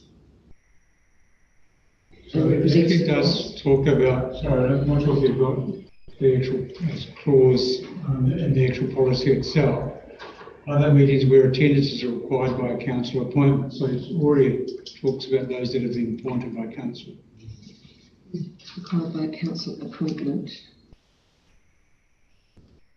Can we defer this and then get some clarification on it and come back and? I think it's just an issue of interpretation. People interpret what it says differently. Which is the fundamental challenge if someone thinks it's global and it's not. Well, I mean, otherwise you go through and itemize every single thing that it possibly could be. But if I may, I think it reads reasonably well in most reasonable terms, and there's also the fact that your expenses all get published, and the fact that people do watch these things. And it's just, I think daylight's the best disinfectant for this sort of stuff. Bishop, I would suggest that if any council has any concerns prior to attending any future meeting, that they have doubts whether they'll be able to claim or not, get clarification before it. Just obviously, so the worship's clear when it comes across her desk to sign. Yeah, I mean, because the only other thing I'd say as well is that you don't want cost being a barrier for people going and doing things and that stuff. Even if you do need to go and do content, you obviously want it to be available and that sort of stuff. But I think, have we had any expenses claim scandals or anything? I think some drinks a few years ago. No. Right. Is that all? Get along. So we're still needing to amend the risk and assurance. Correct. Not audit and risk, it should read risk and assurance committee.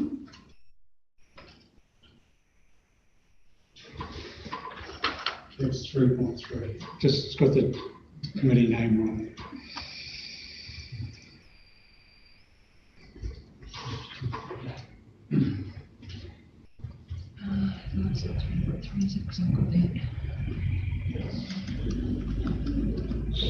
Oh, she would have risk, yeah, okay, so we'll have the amendment.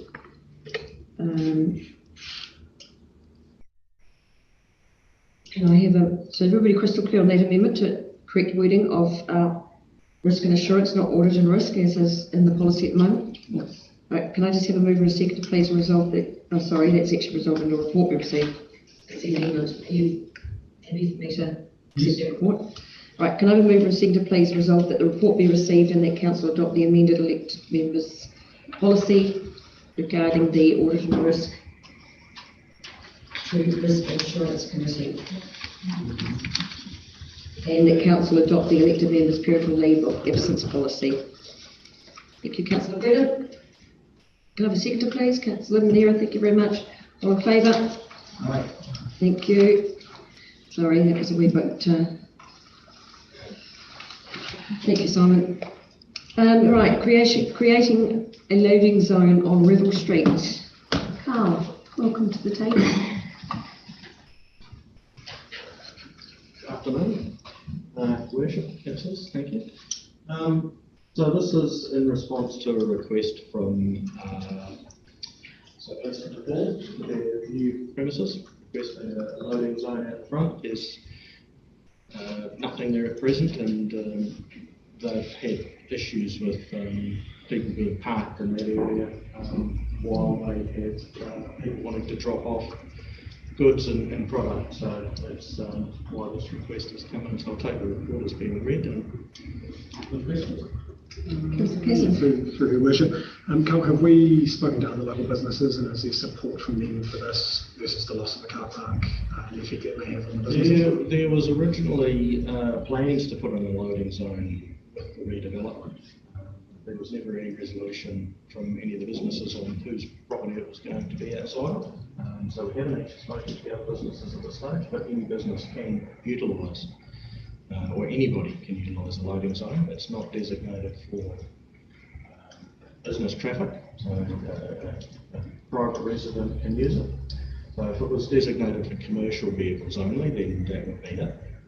But as it is, it won't be 5 minutes. So local businesses in the area won't be, this isn't new to them, they won't be finding out it for the first time tomorrow in the Guardian if this takes the front page. There was a request made that was reasonably public fairly recently. So that is really the process, but it's really in response to that. We haven't talked to the other businesses whether they wanted loading zones or not. It's relatively central, so it's accessible. Ideally, it's probably the best location for it. Councillor Nanson? Yeah, Chair. How long will they can park there for? The standard loading zone is generally 5 minutes. Thank you. Yeah, and I did speak to one of the retail shops there, and they're quite happy with it being released there. So that was that's Racines. Yeah, so it's That's good. Councillor Manera? Yeah, I talked to the Monks. They're doing Stella's, so they're right next door, and they're trying to do an outside dining as well. So maybe they'll be affected heavily. Well, it's only the car park area, so the outdoor dining is not necessarily being extended beyond where they've got it at the moment. Councillor Manera, Burden, sorry. I have went down and had a look, Carl, and I can't quite work out, is it the whole area between what will be the new outdoor eating there and the outdoor eating? I think there's about 2. It's hard to work out actually. 2 car parks there at the moment. It's hard to work out how many car parks there are, because now in Neville Street you've got the old lines reappearing and 3 different sets of lines, so it's actually very difficult down there now to work out what's what. I remember there's about 2 car parks there, so it'll take up one of those 2. We do have to do some remarking and removal of the old markings there as well, just to make some I just noticed sometimes you drive down here and you've got a one car parked angle park and the old angle parking, because especially on a weekday or in the dark, it's quite difficult. So there's some other issues. If they're painting lines down there, let's address them at the same time. Cool. Thank you. So as far as the painting of the lines go, that's done before we get to the next silly season? Yes. Councillor Neil? How do you make sure that, or how do people know that that loading zone means that people to drop off closer to the op shop? Because I always thought it was like delivery trucks and Well, such. no, it's the road actually covers the use of loading zones. But people don't read that. No, people don't. That can be something that we can advertise through our social media. Yeah, I think that'd be really good, because Just to clarify that for people, that's quite an easy thing to do. Certainly no horses.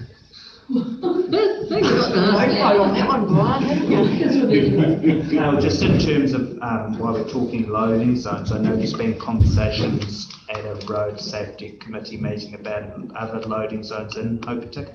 Are they progressing or? So that was something that was taken into account with the parking strategy. So at this stage, this was an easy win. It's a known entity. It's unlikely to change.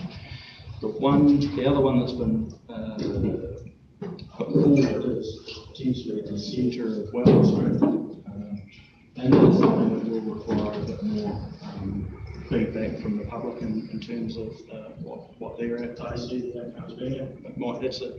It is actually quite a good idea. I mean, people use it at the moment. It's something that naturally happens anyways. Tidying it up would be. That will come in part of that next package. Thank you. Sorry to labour this through your worship. So Vincent, they require loading bay access through the whole day. So that would be a designated loading zone. It's a designated loading zone for generally the housing operation. Because in other cities, I've seen loading zones from 7:30 to 9:30, and that becomes a general car park. There's mirrored. I'm just wondering whether they really need. In general, if you're going outside of that 8 till 5, then you would look at designated specific time. So you just look at the zone. That's where it's set as a loading zone anyway. So outside of that, it's largely irrelevant. Just through the chair, sorry, just in terms of St. Vinny, people dropping stuff off, they drop them off at peculiar, times. There's only a lot of times drop night, absolutely. So, you'll see clothes stuff there appear, like first thing in the morning, they're already there. Just on that, so there's a bus park, I think, outside, for example, the Kiwi Centre, opposite the supermarket. So has it got time limits to it? Because you can't get to see buses there, but it's a really good park if you've got a horse float on behind. So you identify as a bus? Can I identify as a bus if I'm taking the No, but is it used as a bus park? Well, it does get used by It does get used by the bus. Bus there every day. I'm just wondering if it can be specific. There are specific times, and it's regular that's the timing for a bus. Yeah. And set time limits on the bus zones that there's been done.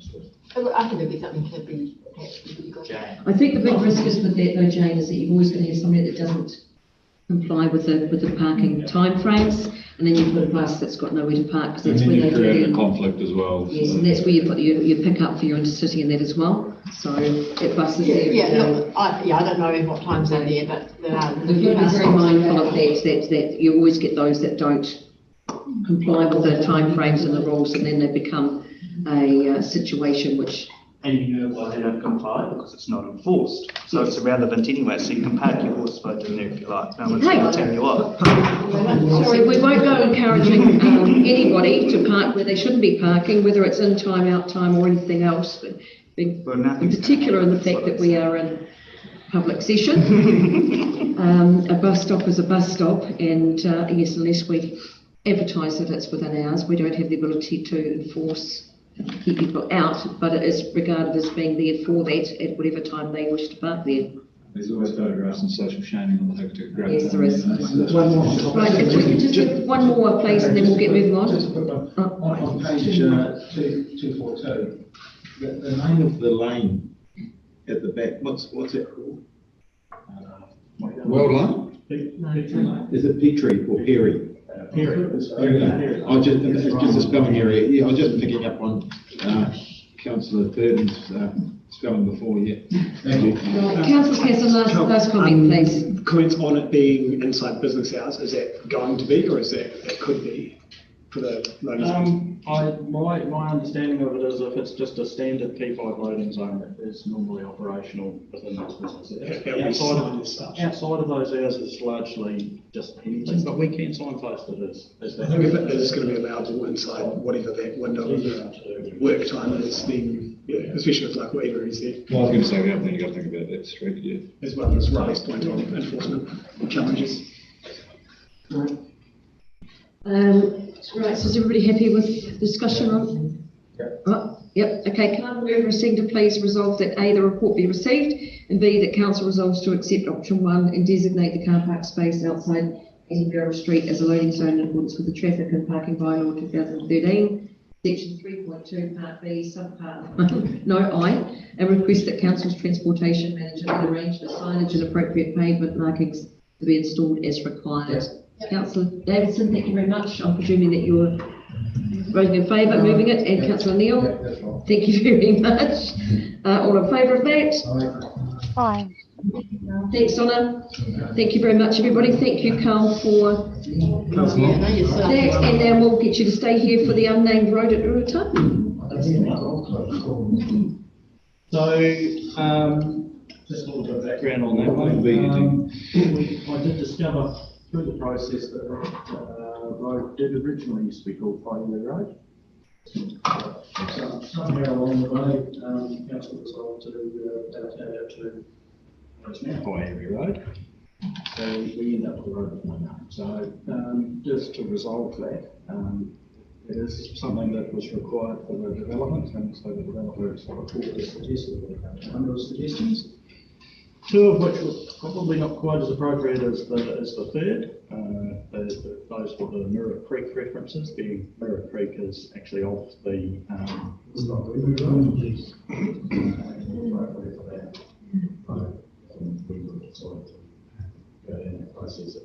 So the other option is there.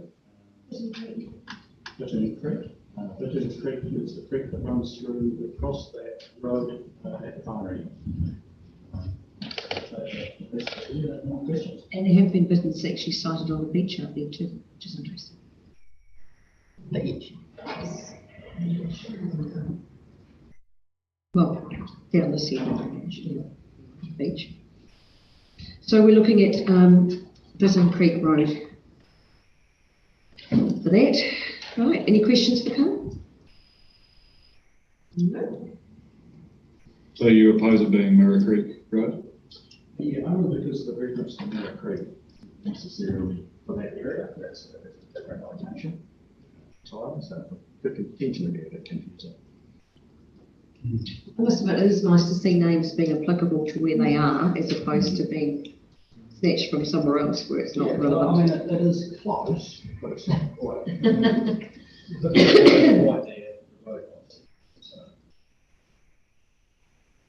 Paieri was the original name of the lagoon, and so when the current Paieri Road was named, there's no knowledge about that at all. It was a completely independent. That's not entirely uncommon.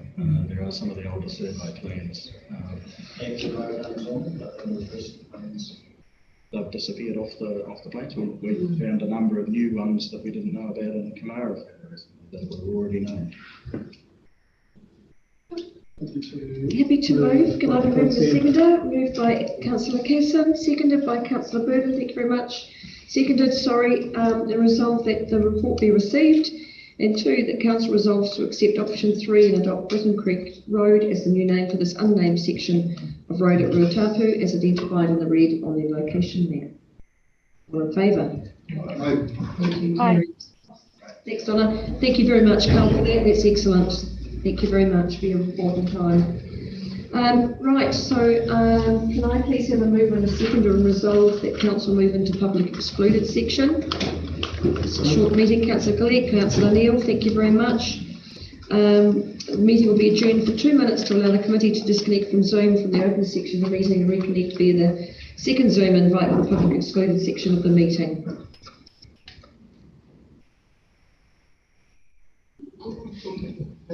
And this is just to confirm minutes